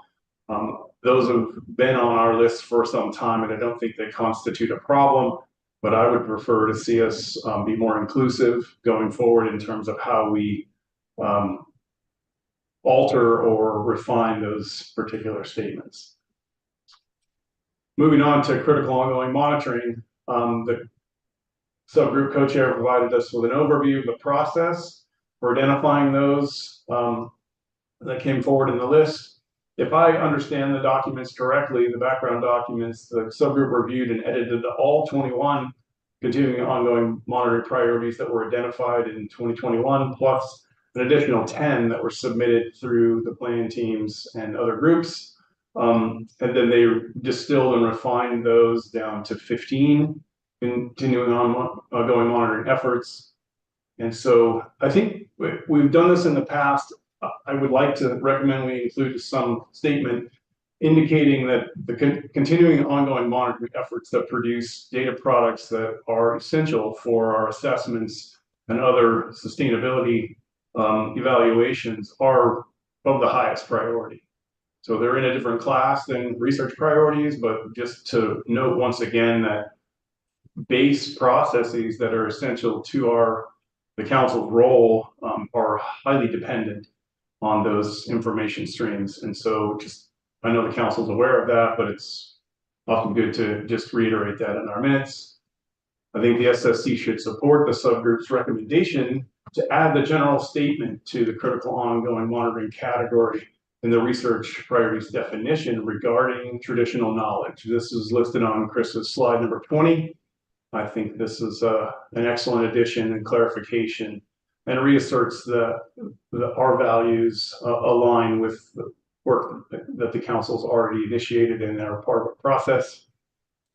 I think the SSC should support subgroup continuing ongoing monitoring evaluation process and the 15 recommended COMs that are listed in this presentation, and forward those for consideration by the council. One of their recommendations included the removal of number 163 and 152. Oh, I'm sorry, 163 and 552. And so I propose that we support that recommendation as well. I think the SSC should support the subgroup recommendation to solicit input from the teams and groups on research items 165 and 228. And note that in public testimony, we also heard number 801, I think, was listed in that. I might have that number wrong. To determine if they should remain on or be removed from the COM list going forward. And then I support the recommendation from the subgroup that further refinement of continuing ongoing monitoring items in terms of their wording and inclusion on the list be included in the next iteration of this priorities review. I think we should support the subgroup recommendations that they put forward for the next cycle. And these included considering additional opportunities for the plan teams to review the SSC subgroup efforts to consolidate, reduce, refine, and maintain the core and essential meaning, I suppose is the right word, for those priorities, just to ensure what we've done has maintained fidelity to their initial inputs, and that we endorse the subgroup recommendation that to collaborate with council staff to review and recommend updates and revisions to the current research priority database, including whether to and how to retire research priorities that are deemed to have been achieved or no longer be relevant. This would also include a more thorough review of the continuing ongoing monitoring items, as Chris noted. And then finally, I think we should add several additional recommendations. One, I think building off Sherry's comments, that we evaluate the definitions and or continued use of these priority categories, urgent, important, strategic, as it involves an additional level of curation as research items move between these categories as our system undergoes change, and to just evaluate whether or not they assist us in the prioritization process, or perhaps need to be explored again with an eye to their specific definitions. And then finally, we heard in public testimony a recommendation to consider incorporating the AKSRG marine mammal recommendations in the council research prioritization process. And I would just include this on the list so that the subgroup looks into this a little bit further and considers both the content and the time frame and availability of those. And I will stop there. Thank you. Okay, thank you very much for that overview. Just a clarification. So you spent a fair bit of time on the COMs, but your recommendation is to leave them as is and just basically highlight some of the concerns that that came up both among, in questioning and from the public. Did I understand that correctly? Rather than changing any of them now? Yeah, consistent with what I felt we heard from the subgroup, that I think the process they put in place represents an improvement. I don't think that in the timeline that we have now and with the input that has been provided at this point, we have much to go on to step into refining those details. So I recommend that happens in the next iteration. Okay, thank you. And in that spirit, I will note that we have an hour left. And so I am determined, and I need to actually finish no later than noon or thereabout. So that sort of limits our options in terms of how much detail we can get into at this point. So I think the recommendation my recommendation for you guys now is to focus on the things that you really want to discuss here and see us recommend, and think about what can be deferred for the next go around. So is that Amy is next, I think. Yeah, thanks. I don't have a ton to add to what Brad summarized. I agree with his suggestions for the top 10 list about which two to demote to get us to the top 10 list, and the rationale that he provided that both of those are things that are either ongoing or are more supportive in kind of the meta-analysis component. If I heard you correctly, Brad, for 8.10, the evaluate direct marine mammal fisheries interactions, of adding indirect back to that and specifically calling out northern fur seals. We had talked about this at the subgroup because there actually were two separate recommendations there, or research priorities, one for direct and one for indirect. And we thought we got into a little bit of a meta cognitive thing about whether we're lumpers or splitters. But we thought that it was more important in this case to split it and specifically call out direct marine mammal fisheries interactions and the research that's required to understand those and how to reduce those, separate from what's happening with potential indirect interactions, and that was somewhat covered under some of the COM priorities as well. So I think I would more so recommend keeping it as is, specifically with some of the highlighted interactions that we have been seeing in the last year, particularly with killer whales, and focusing and the ongoing depredation of sperm whales and other cetaceans on discards. So keeping this priority for this year focused on direct marine mammal fisheries interactions and having the indirect more accumulated in some of the critical ongoing monitoring components. But yeah, I think otherwise, I also agree that for the COM list, keeping it as is for now and reviewing kind of how the process can be implemented to look this more thoroughly in the future. One of the things that had been brought up or was thinking was that it might be useful to desynchronize the critical ongoing monitoring list from the research priorities list. And so whether that's within this cycle, kind of having them as very two distinct calls that people can provide input on, or if it is just falling to us of deciding which one ends up where, that's something that it might be helpful for the public when they're providing information and their ideas of what may be critical ongoing monitoring topics, to have them kind of separated more specifically when we're asking for input.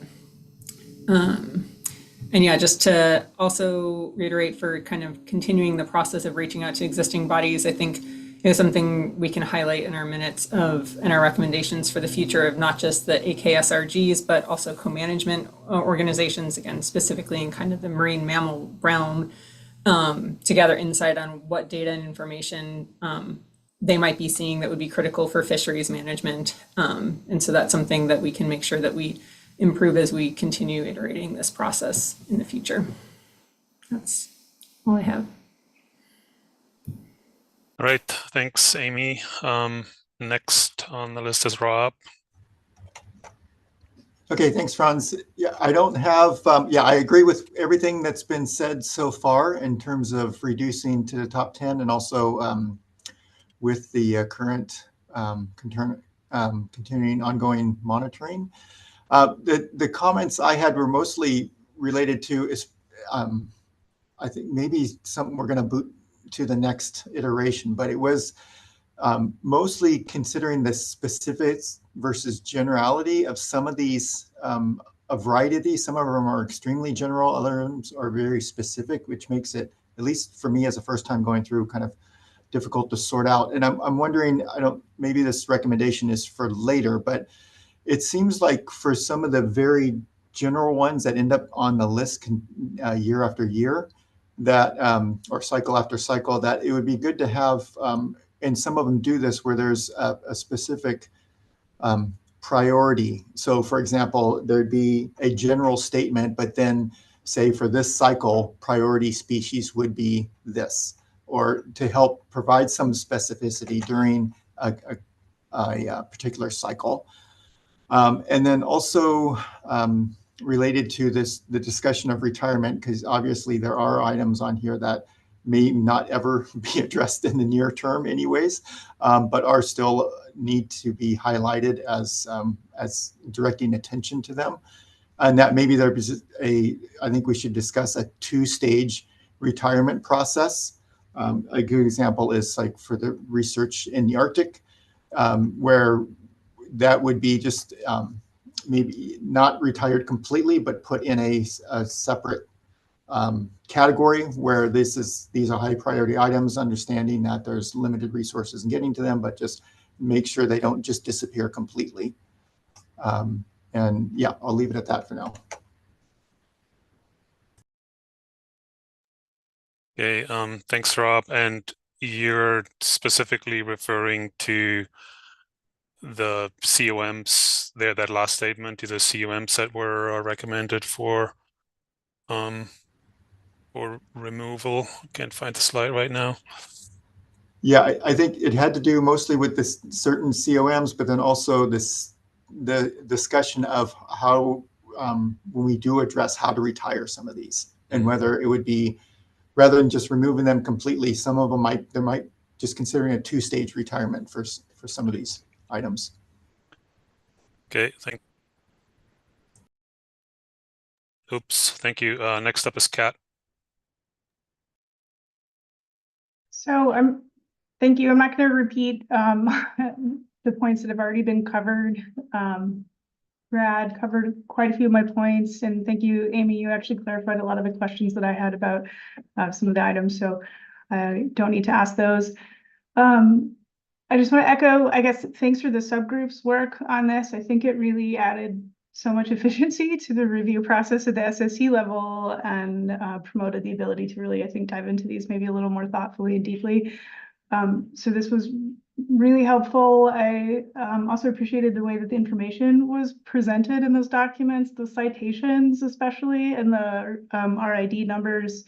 I think inserted a lot of maybe more, I would say, objectivity into just kind of the way that we're looking at the different research priorities and how much broad support they have.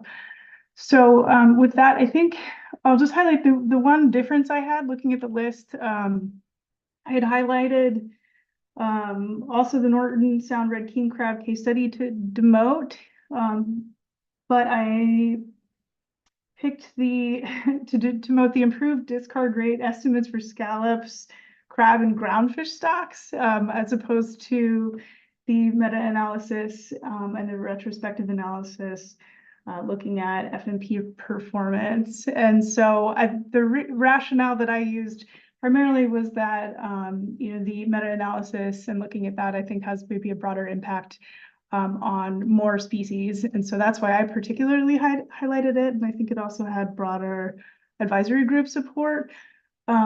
I also really fully understood your rationale, Brad. So it almost feels like splitting hairs to some extent. And like you said, they're all very important. And I don't think this necessarily means that, they're not, because we're demoting one. So I'm happy to hear a follow-up perspective on that. I could kind of go either way. But that was really the only point that differed. I think I supported everything else that all of the reviewers had stated. I have maybe one additional comment in terms of process. One of the things that I struggled with was a few of the topics were pretty broad, and it was kind of hard to evaluate what specifically that would lead to in terms of research. And I think the question that Martin brought up, I also had about the economics into decision-making example. That was one specifically that I struggled with the most. And that I think, as he pointed out, there are a lot of really relevant and timely research questions that would fall under that category. But given the way that it was sort of phrased, it was hard to promote that any higher. So I think in terms of maybe Chris has suggested this as a process change for next cycle, if there could be another iterative step included there so that, clarification could be gotten from the plan teams who brought that forward. It feels like that could be really helpful. And I think beyond that, I don't have much that wasn't already covered. So thanks again for the work on that. Okay, thank you, Kat. Next up is Chris Anderson, and I realize you joined us late, but I wanted to include sort of the economic perspective. Yeah, I'm sorry to be late to the party. This had to actually teach a class before the exam.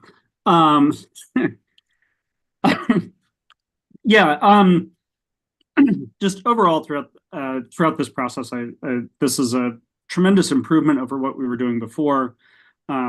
Chris, I give you a lot of credit, and members of the subgroup. You've really navigated this in a way that's sort of clearer and less agonizing. That seems to work pretty well and produce what's really a pretty credible list that provides some guidance in a way that's not too much work, at least for the first time around. Yeah, I guess I'll kind of offer some thinking as the social scientist here, commenting on the list of things to try to get to 10.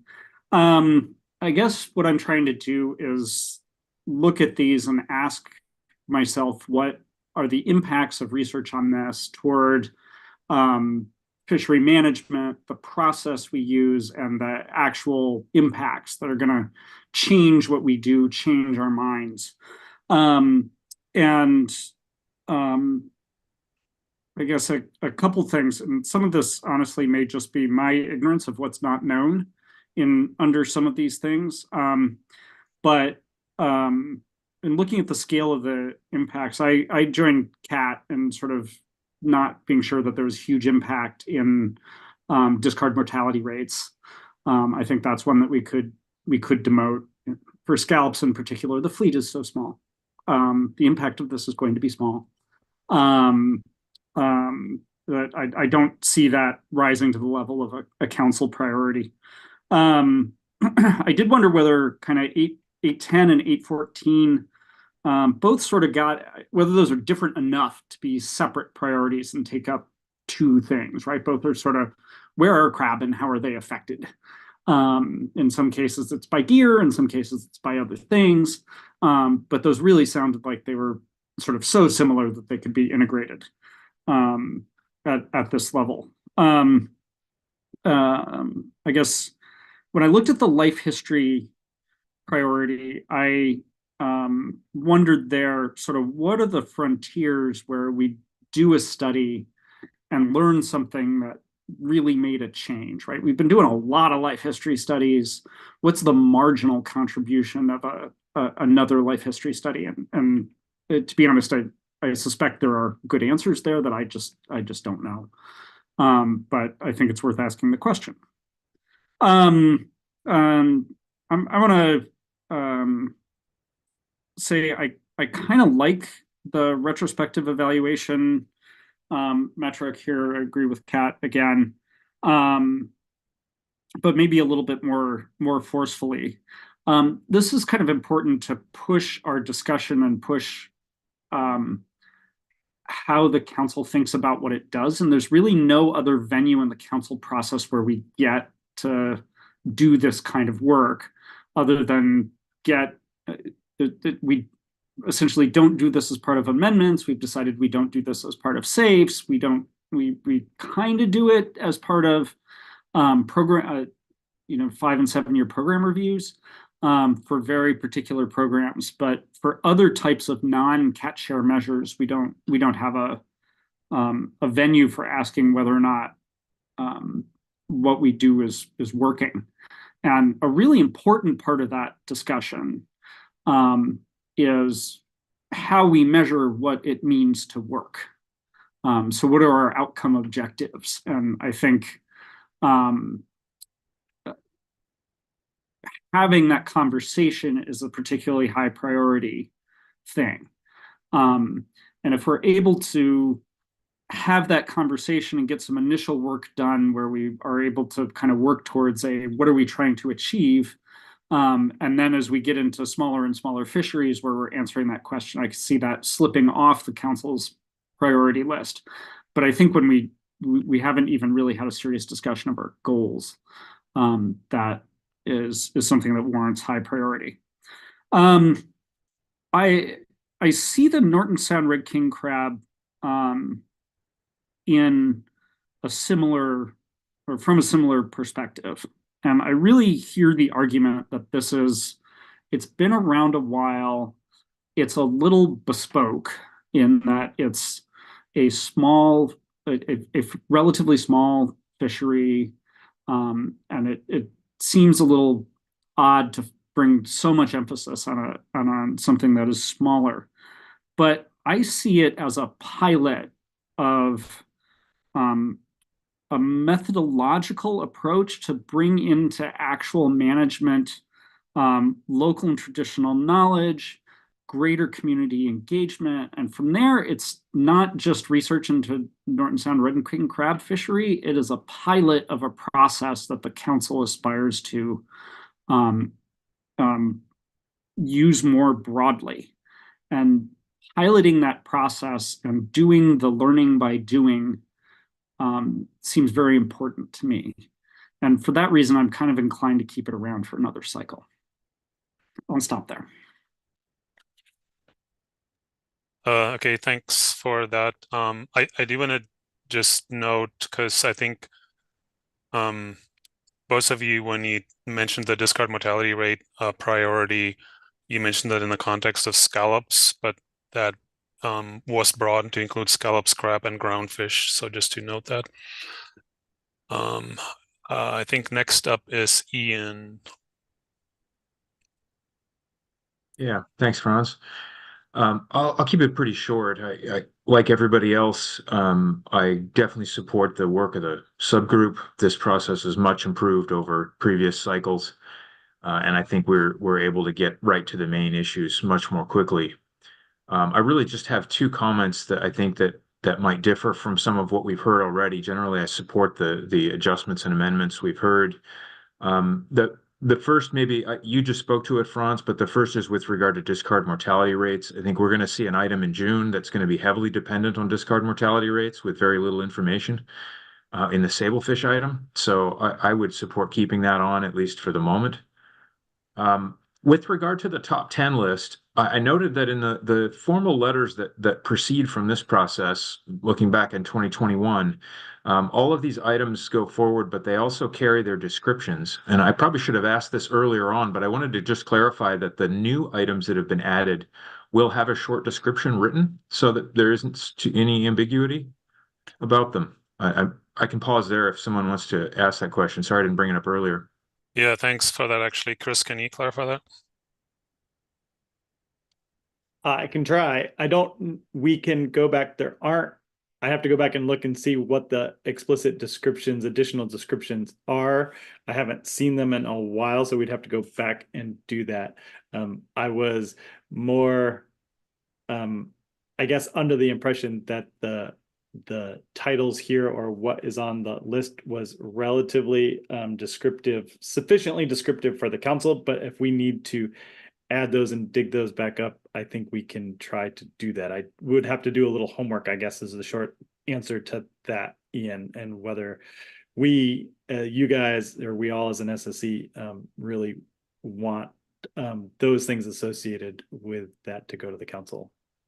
So that's add that to a recommendation or not, I guess, is the short of it. Yeah, thanks, Chris. That's actually I mean, it's kind of a important point how we present those and whether there is enough clarity in the titles. Maybe if there's specific ones that are not sufficiently clear from the title, we may want to think about providing some clarity at least on those. But back to you, Ian. Yeah, thanks. I think in the last letter in 2021, there was a cut and paste from the database at the bottom that included the column that had the description. And given some of our discussion, for example, the discussion around the two items, the two stellar sea lion items and what was really the difference, I noted that difference was pretty clear in the descriptions, but not necessarily in the title. So I think it would be worthwhile if we can do it to include some sort of description for these new items to provide that clarification. The only other real comment I had was with regard to critical ongoing monitoring. And it may be that my recollection differs from others, but I believe when we created this category, the idea was that these were things that were so clearly important that we wouldn't even have to talk about them in the future. And I think we talked about them this time around. So I know we don't really have time today to go through and maybe fully work on that list again, but I have some concern that list has been substantially watered down from the originals. To me, things like the trawl survey is so obviously important that it doesn't require discussion. But some of these other items, like number 10, the research into recruitment covariates, while that's a great research item, I don't think it belongs on critical ongoing monitoring. So I think whatever, maybe rather than try and triage the list today, we might try to craft a short statement that just says, that re-emphasizes our support for the really critical, obvious monitoring items, and note that we plan to review this list more in detail in the next cycle. Just to emphasize this, it's going to take us a while, but I'd like to see us at least put a foot forward on that one rather than just kind of rubber stamp it and leave some ambiguity this time around. I'll stop there. Yeah, thanks, Ian. And then last but not least, we got Bob, and then of course everybody else. Thanks, Franz. Appreciate it. 7 out of 7. I'll be brief and just add things that are new. But I do want to thank the leads of the subgroup in particular. I think the new process with the amount of input from the various groups, and in particular the public input, was really much appreciated. I think the way it was thoughtfully incorporated, the way we have discussed trying not to change the intent, particularly from the public input, is an important way forward. Having said that, completely agree with what Kat said about going back to the teams in particular, asking them, what they mean by a particular title. If there's a moment for some iteration and refinement of more broad statements. And I think Ian touched on it as well in terms of the description of those titles. Perhaps we can use those descriptions to rework the title without too much iteration, and not be so set on keeping the title, because in some cases the description and the title could very well mean two different things. So, but I again thank the leads there. Thanks, Brad, for your overview. I think it was excellent. I agree with the proposed top 10 discussion, as well as the follow-up discussion from the my other colleagues here. I was also going to note the importance of the retrospective study. I think there is a lot that could be gathered from that. And I think that there is a moment for the SSC to revisit that topic in and of itself. Not that we've got a ton of time, but as a sidebar or a workshop or something where we may help even guide that process. Right now, there's a lot of retrospectives that we could do. Not a lot of people I can think that have the bandwidth and expertise to do it in a way that would really be meaningful back to this process. But we say this in all walks of life, that we fail to look back and see what we could do better. So I really appreciate the comments that Chris and others made on that, and think that maybe the SSC take that one in particular and try and own it a little bit, if you will, and not just within this list. Also agree with the plan today for the comms, given the subgroups work on the comms and the timing of today. However, I'll wrap up by talking about some future items. I agree with looking at the comms in the future. I think there is a moment to also acknowledge that monitoring is different from process studies. And a lot of our research projects are single process studies where we're looking for some information, a one and done, if you will. And so some of these topics fit into comms, not necessarily because they are more important than some of the one-off studies that we would like to see done that provide us a piece of information or an index that moves the ball forward on fisheries management, but because it is indeed monitoring and helps us detect change in an ever-changing environment. So there's a subtle, it's not just the priority of the priorities. There's a more subtle, I think, understanding of why we choose the list to be in comms. So I would welcome that in the future, and it would be worth the time. Last comment from me, I absolutely agree with working outside this process, making sure we're aware of, for instance, SRG co-management partner comments on research priorities, et cetera. I think it may even behoove us to have a minor engagement point there. We have to be very careful because those entities have a different purpose. In many cases, the purpose is legal in nature, and it may not dovetail with what we see as priorities in the fisheries world. However, if we were to ask those entities what they believe the intersection with fisheries is and where those priorities may be, there could be some value there, as opposed to us interpreting their priorities and how they may fit with fisheries. So I think that would be a recommendation that I'd make as we reach out, and that's a fantastic idea. There's a lot of effort going on there. I will leave it at that. Thanks very much for all the effort. Okay, thank you very much. And I see a number of hands popping up. I do want to highlight a couple points of where we need to come to an agreement. And I guess first of all, we had I had always read this as 10-ish 8 to 12 research priorities. I don't think we need to whittle it down to 10, if we feel like there's one very important one in there. At least that's my understanding, and others can speak to that if they wish. Then the things that that were maybe where there was maybe some disagreement was on the retrospective analyses of whether and how objectives are met, the discard mortality rates, and Norton Sound. So whether any of the whether to demote, and I use that in quotation marks as Chris did, whether to demote, or as Brad did, whether to demote those to the alternate list.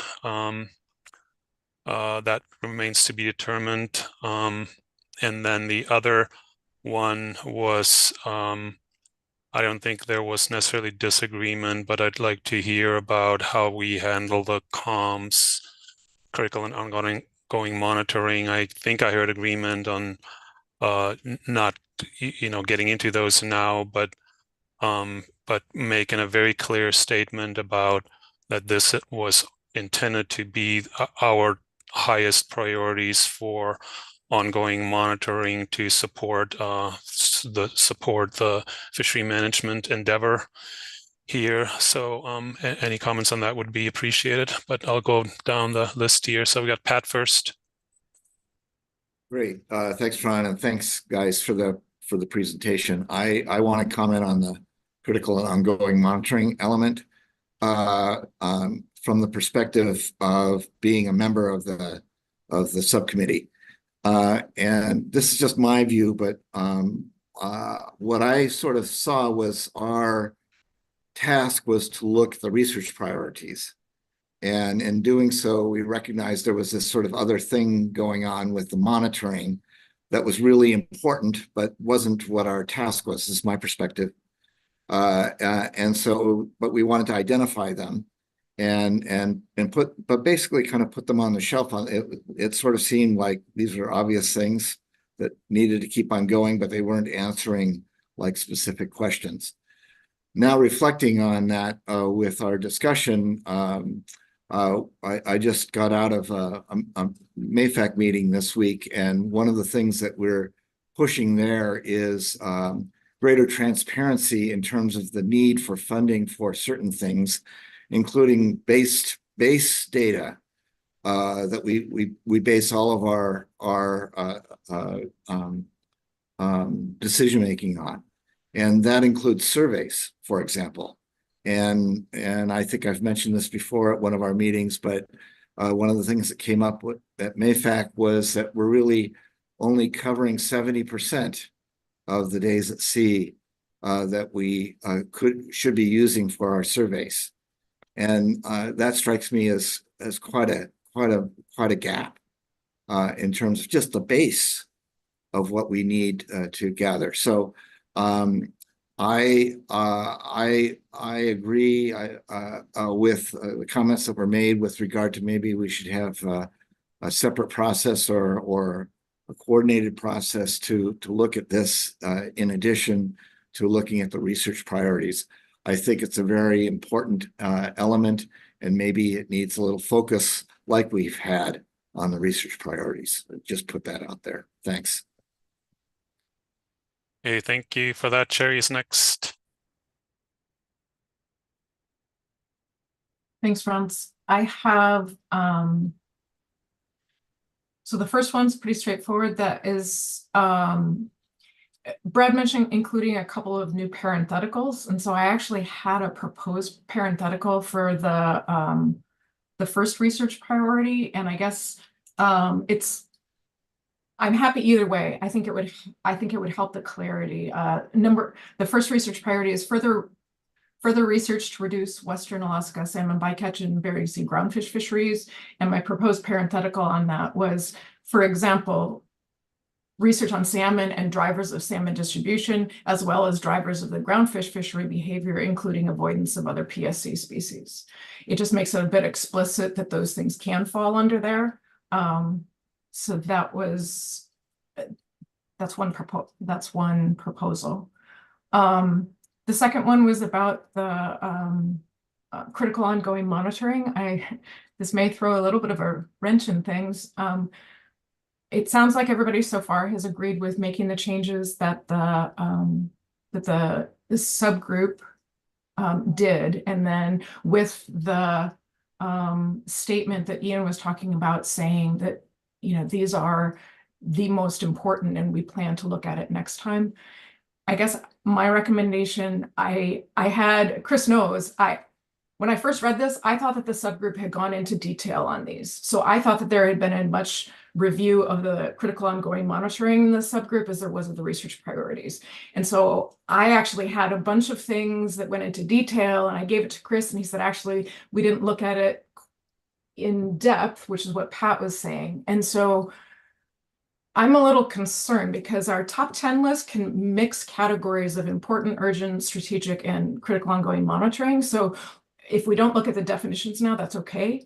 But the critical ongoing monitoring has, not only does it have a specific definition, which we always struggle with and need conversation to come back around. And that's showed up today too. I mean, Bob mentioned process studies. And so I think that it's a complicated definition, but I see it tied really closely. And I tried to go through my recommendations, and honestly, there's not time to talk about them here. And without time to talk about these, I really struggled changing to what the subgroup did without having a chance to either look at definitions or discuss it here, especially if we're going to consider those, which we are on our website, the most important things above the top 10 research priorities.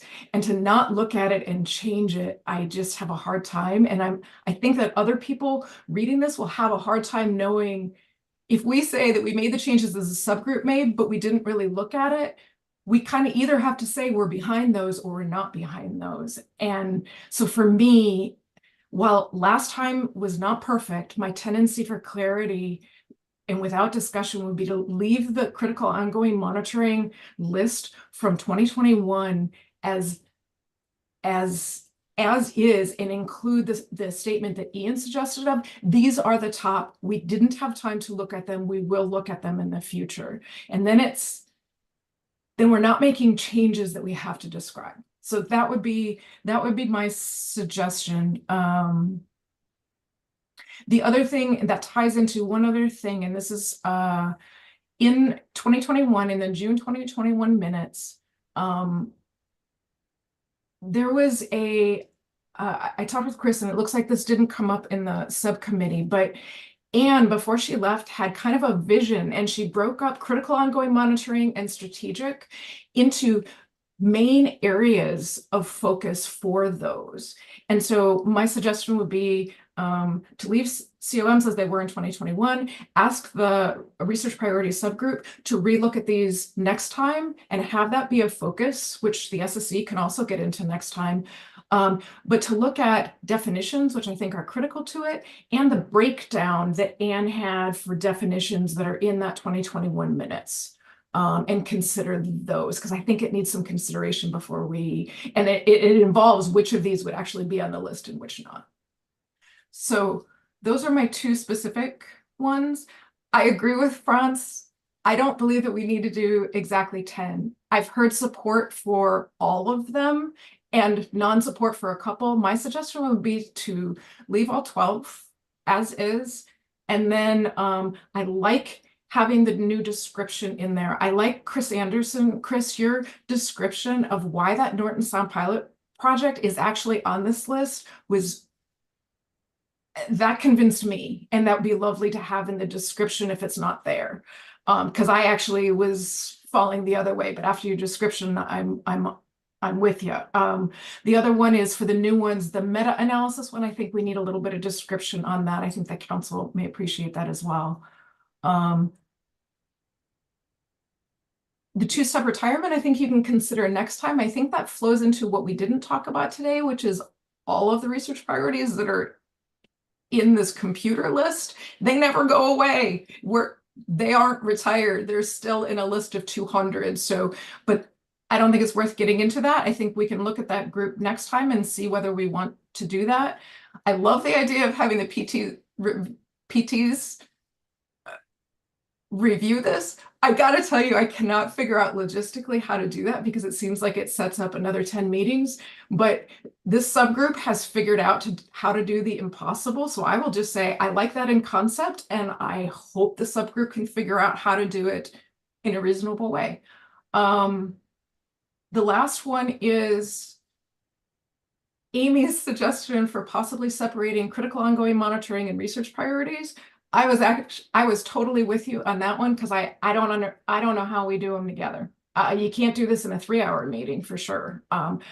However, Franz and I just met with council staff, and the SSC has to take stuff off of our list that we are doing right now. We cannot hit everything. And so if we separate research priorities into critical onboarding and research priorities, that means we're going to do this 2 out of every 3 years, and we are going to have many more subgroup things. And I can't see how it's feasible. And so I think we're having a harder time in our SSC meetings than we are in our subgroups. So frankly, I would suggest keeping it together, and like going back to the plan teams. I don't know how this is physically possible, but you guys seem to find a way. And so I would suggest keeping it together and making that a challenge for the next research priority subgroup. All right, thank you. So yeah, I think we can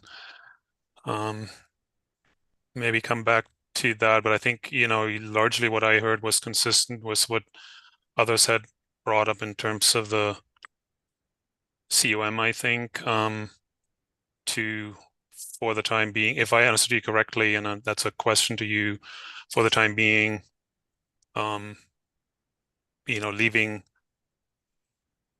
leaving or highlighting what COMs were meant to be and what the definition is in terms of really critical monitoring needs to support the enterprise. And you're suggesting to leave the 2021 COMs in place, but maybe noting the additions that came in here, the new additions that were proposed, and maybe mentioning our concerns about those that came up from others. Is that what I was hearing? Help me with that.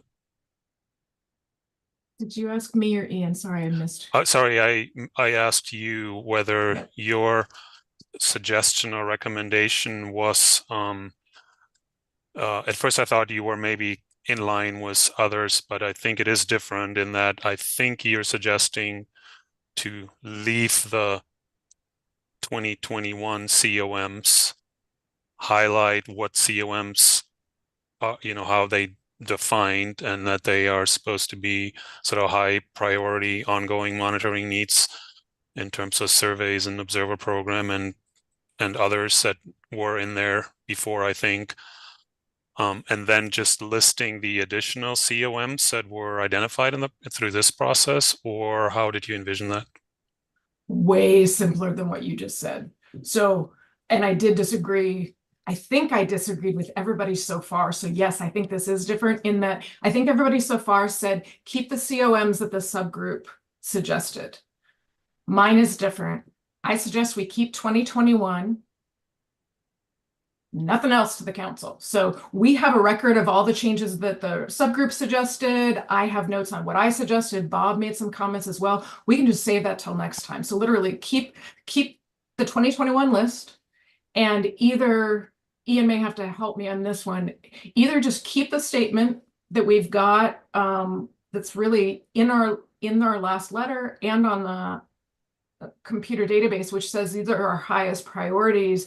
But I think say we didn't have a chance to evaluate them. These have not changed. We will look at them next year so that it's clear. And that's it. The only thing that I would suggest adding, which is new, was the Chris, you said the LKTKS new statement. That I think is worth it. And I think that's clear enough that people can understand what moved. Yeah, and I got that. And I think that helps. So I guess and that may be my confusion. I thought there were some new COMs, but I guess they were largely old COMs. There were now, except for the ones that the subgroup themselves came up with. Is that correct? Yeah, the only real new one was the beluga whale, I think, edition. Everything else was kind of a amalgamation of something. Okay. And maybe one other one. Thanks, Sherry, you got it. Yeah, no, it was more than that. There's at least 3 of them which came from urgent priorities before and are now critical ongoing monitoring. And so I'm suggesting not changing any of that since we didn't look at definitions, because that's my biggest struggle, is sort of Martin's question of, is that really critical ongoing monitoring, and Bob's. I'm uncomfortable moving forward personally, but I can be overruled certainly. Yeah, let's keep that in mind here. So that's one area that we kind of need to still settle, but Mike, go ahead.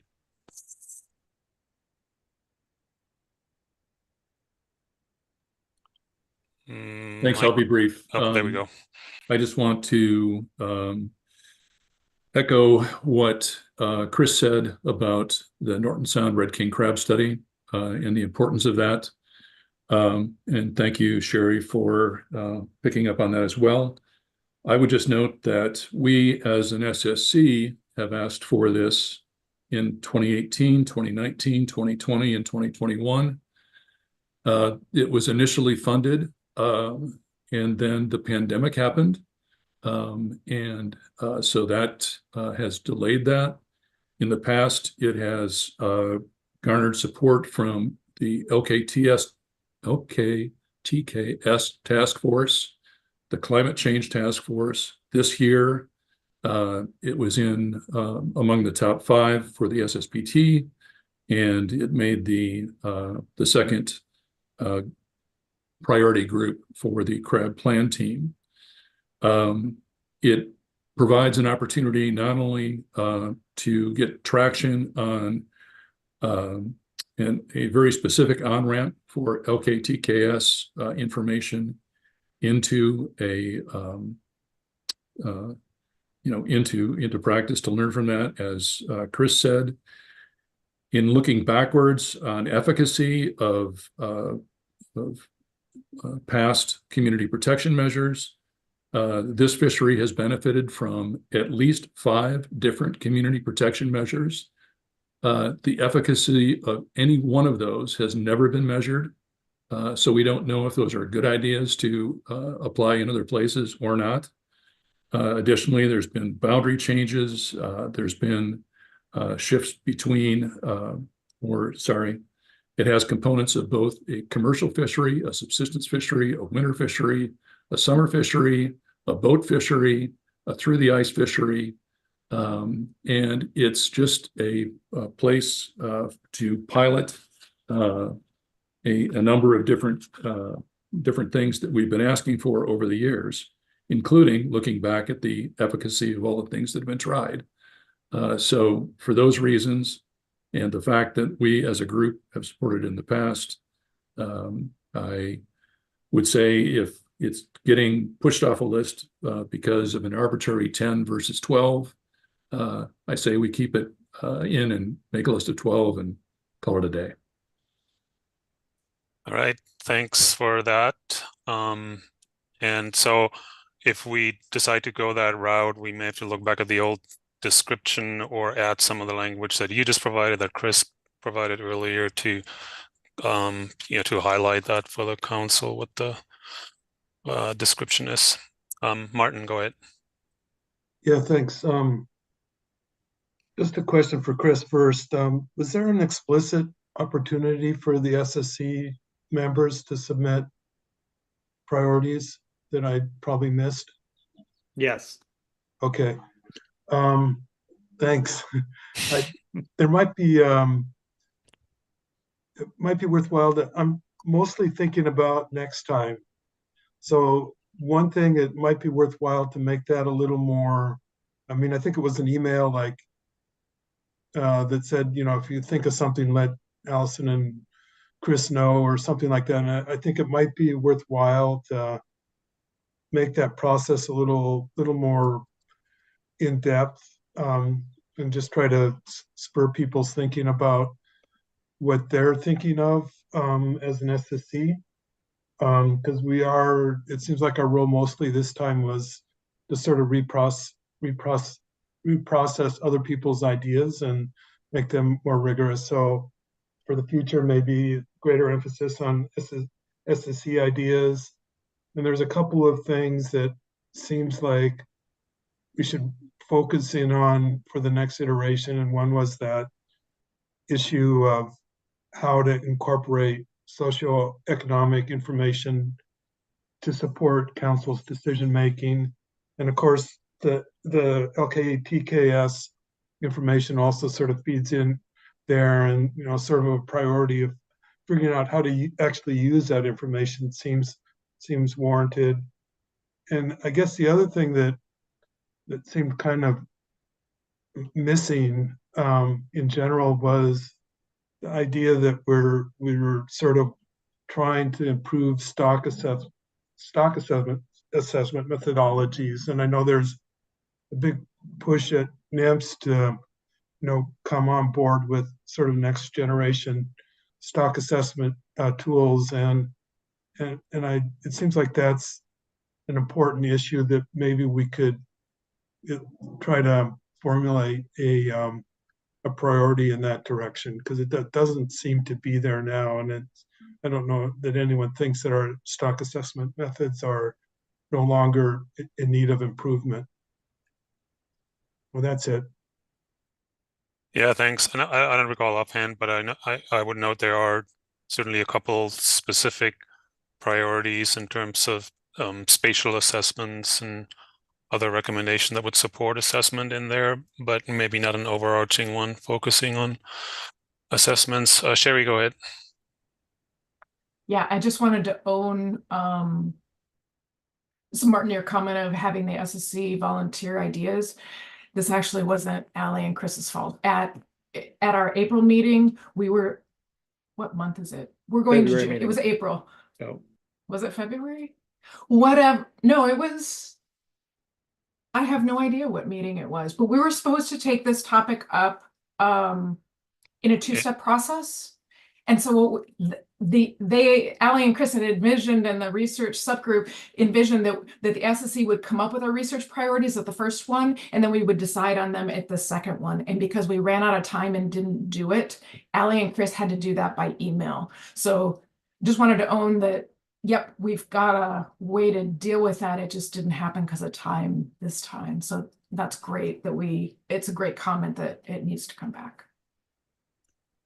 Well, in defense of the process, I think there were at least a few emails going around soliciting input, and I know we all get bombarded by emails and you can't always get to it.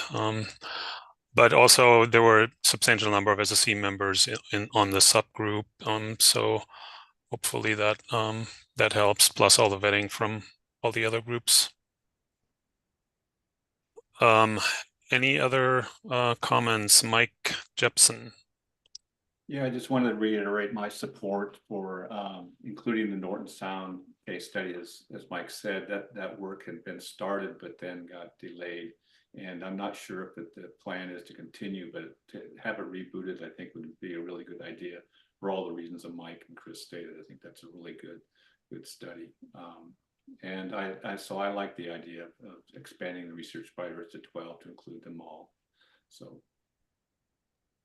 All right, thank you for that. That leads me maybe to circle around to Brad real quick on those recommendations. I think what I heard was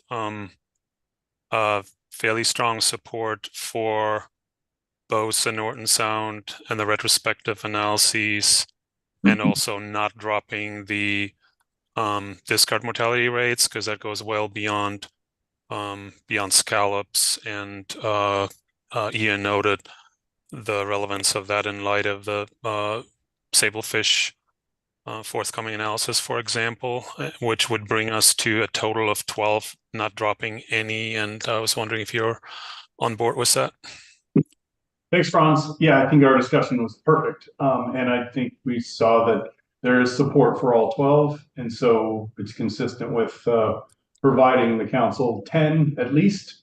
So I think that makes sense. And I think that we had heard great rationale for supporting those, plus the addition where needed of descriptions, as Ian noted, that will help clarify that. And then just to follow up, I think the other recommendation that we should probably go with that differs from what I put forward was articulated by Sherry, and that is to retain the 2021 COMs and then clarify in the minutes that we do intend to first revise or explore definitions and process, and then address the COMs anew in the next review.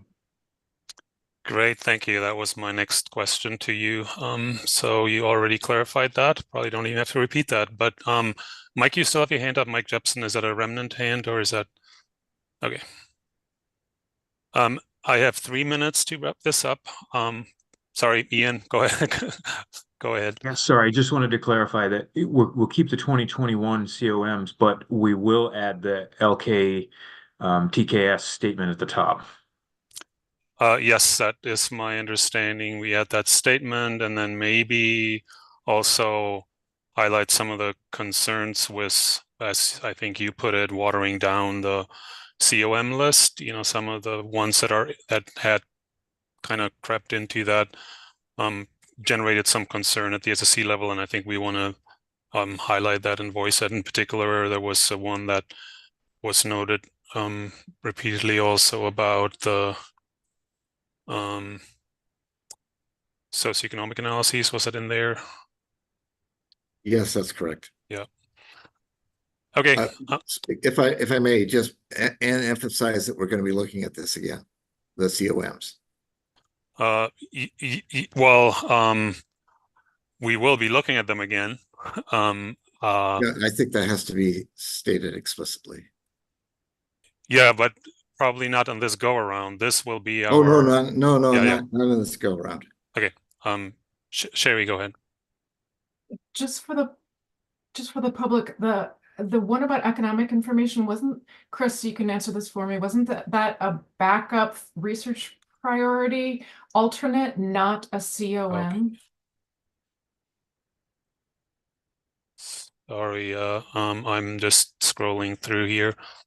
Yep.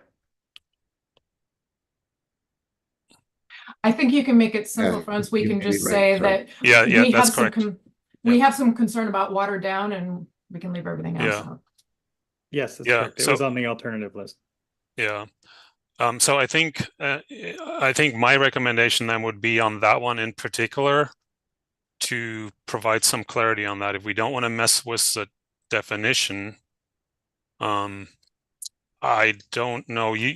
This is all you have from the groundfish plan team, or was there more of a description?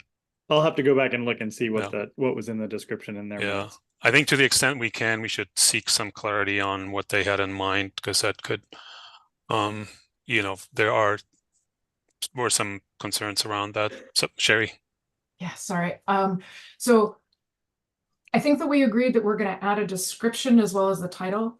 But my thought was that was only going to be for the top 12, not for the alternate list of 20. And just for our own work, it's worth clarifying that before we leave. Brad, can you do you want to clarify that, or? I have a separate question for you, Franz. Let me just go to Chris and really quick. What's the structure going to be? The overarching comments that, I mean, there's the only addition I think was on the COMs, right? Sherry, sorry, were you asking about descriptions of the priorities themselves, like a textual description? Yeah. Yeah, I think when we go back to so in our minutes to the council, my vision of what we're going to give to the council is we're going to say the 21 COMs stand, the new LKTKS addition to the definition, the 12 research priorities, and we're going to add, the only thing we didn't have in this meeting is the definitions for 2 or 3 of them that are new that we didn't have before, and possibly revising the Norton Sound one. We're not giving to the council the alternative top 10 or anything like that, which that is the socioeconomic one that everybody's struggling with. But if that's not going, I don't think that's going anywhere. So I don't think we need definitions for that backup list, because I propose we don't give that backup list to the council. Well, that needs some clarification then, because I thought that was going to the council as well.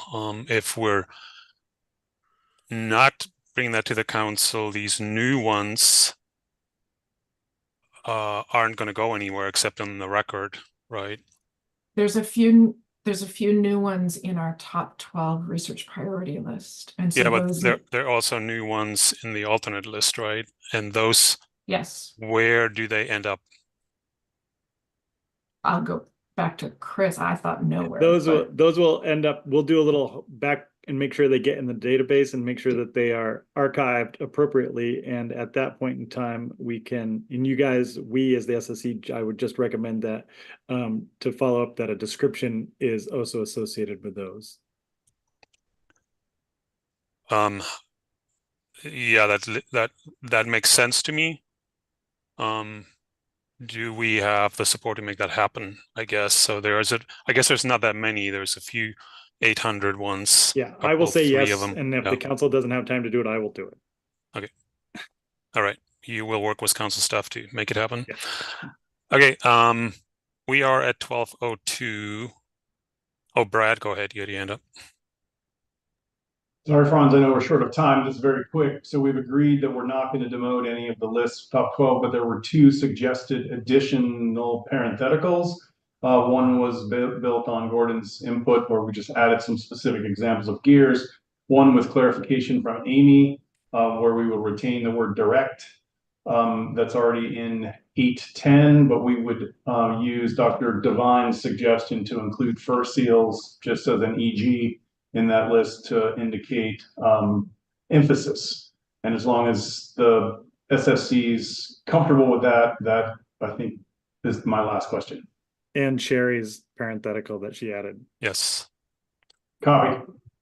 Yeah, so I had those in my list in my summary here, adding those parentheticals. So I'll keep it very brief for the summary. For my summary, since I think hopefully anybody in the public listening was, sort of clear on where we landed, and there's gonna be our detailed write-up. So high level, we will keep the 12 top level research priorities, recommend those to the council with a few parenthetical additions. We will make sure that the new ones, and maybe even reviewing the old ones, or pull out the descriptions of the old ones, we make sure that the descriptions are also going to be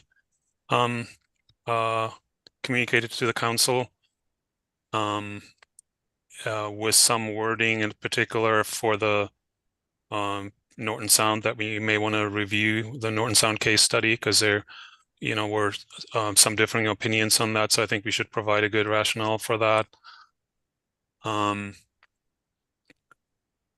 Then on the COMs, we agreed that we would just bring forward the 2021 or not change the 2021 COMs and just basically refer this to the next go around. There were some suggestions for the process. There were some suggestions about perhaps separating the COM process from the RP process, but that's something that we can maybe consider, or how to best keep that clear anyway. Sherry had some suggestions based on the different definitions that had been used, and some suggestions that Anne has made that might help with that as well, although perhaps not with the COMs. The only new things there is we would add that statement about considerations of LKTKS or traditional knowledge, and I'll leave it at that. Then we generally would support the subgroup recommendations for the next cycle, which includes, updating the database and retiring research priorities as appropriate. And there was a suggestion for maybe making that sort of a two-step process, not just dropping them entirely, but maybe putting them on notice. And we don't have to decide that now, but thinking that through, how to retire the research priorities. And then particular emphasis would be on review and clarification of COMs next time. Oh, and just backing up a little bit on the COMs, I think we want to make a very clear statement of what these were intended to encapsulate in terms of the absolutely critical monitoring needs to keep the whole fishery assessment management process going. The other thing in terms of process that I'll highlight is the including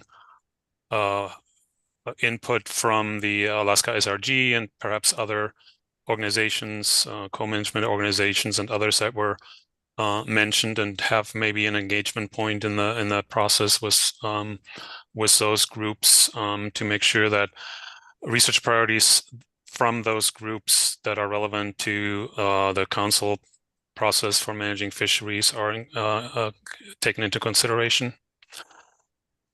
And I will leave it at that unless I left out a big issue. All right. Thank you so much. We got it done in almost under 3 hours, not quite. We started a little late, so thanks for everybody for participating, for your input, and we will all see you soon. Remember to get the report posted by the end of Monday, and then we'll send out an email to remind you to edit to everyone to look at the report and edit as you see fit by Wednesday, and then I'll try to get that to the council on Thursday so the AP and council have some lead time. All right, see you all in a couple of weeks in beautiful Kodiak. Well, right, we're adjourned. Bye-bye.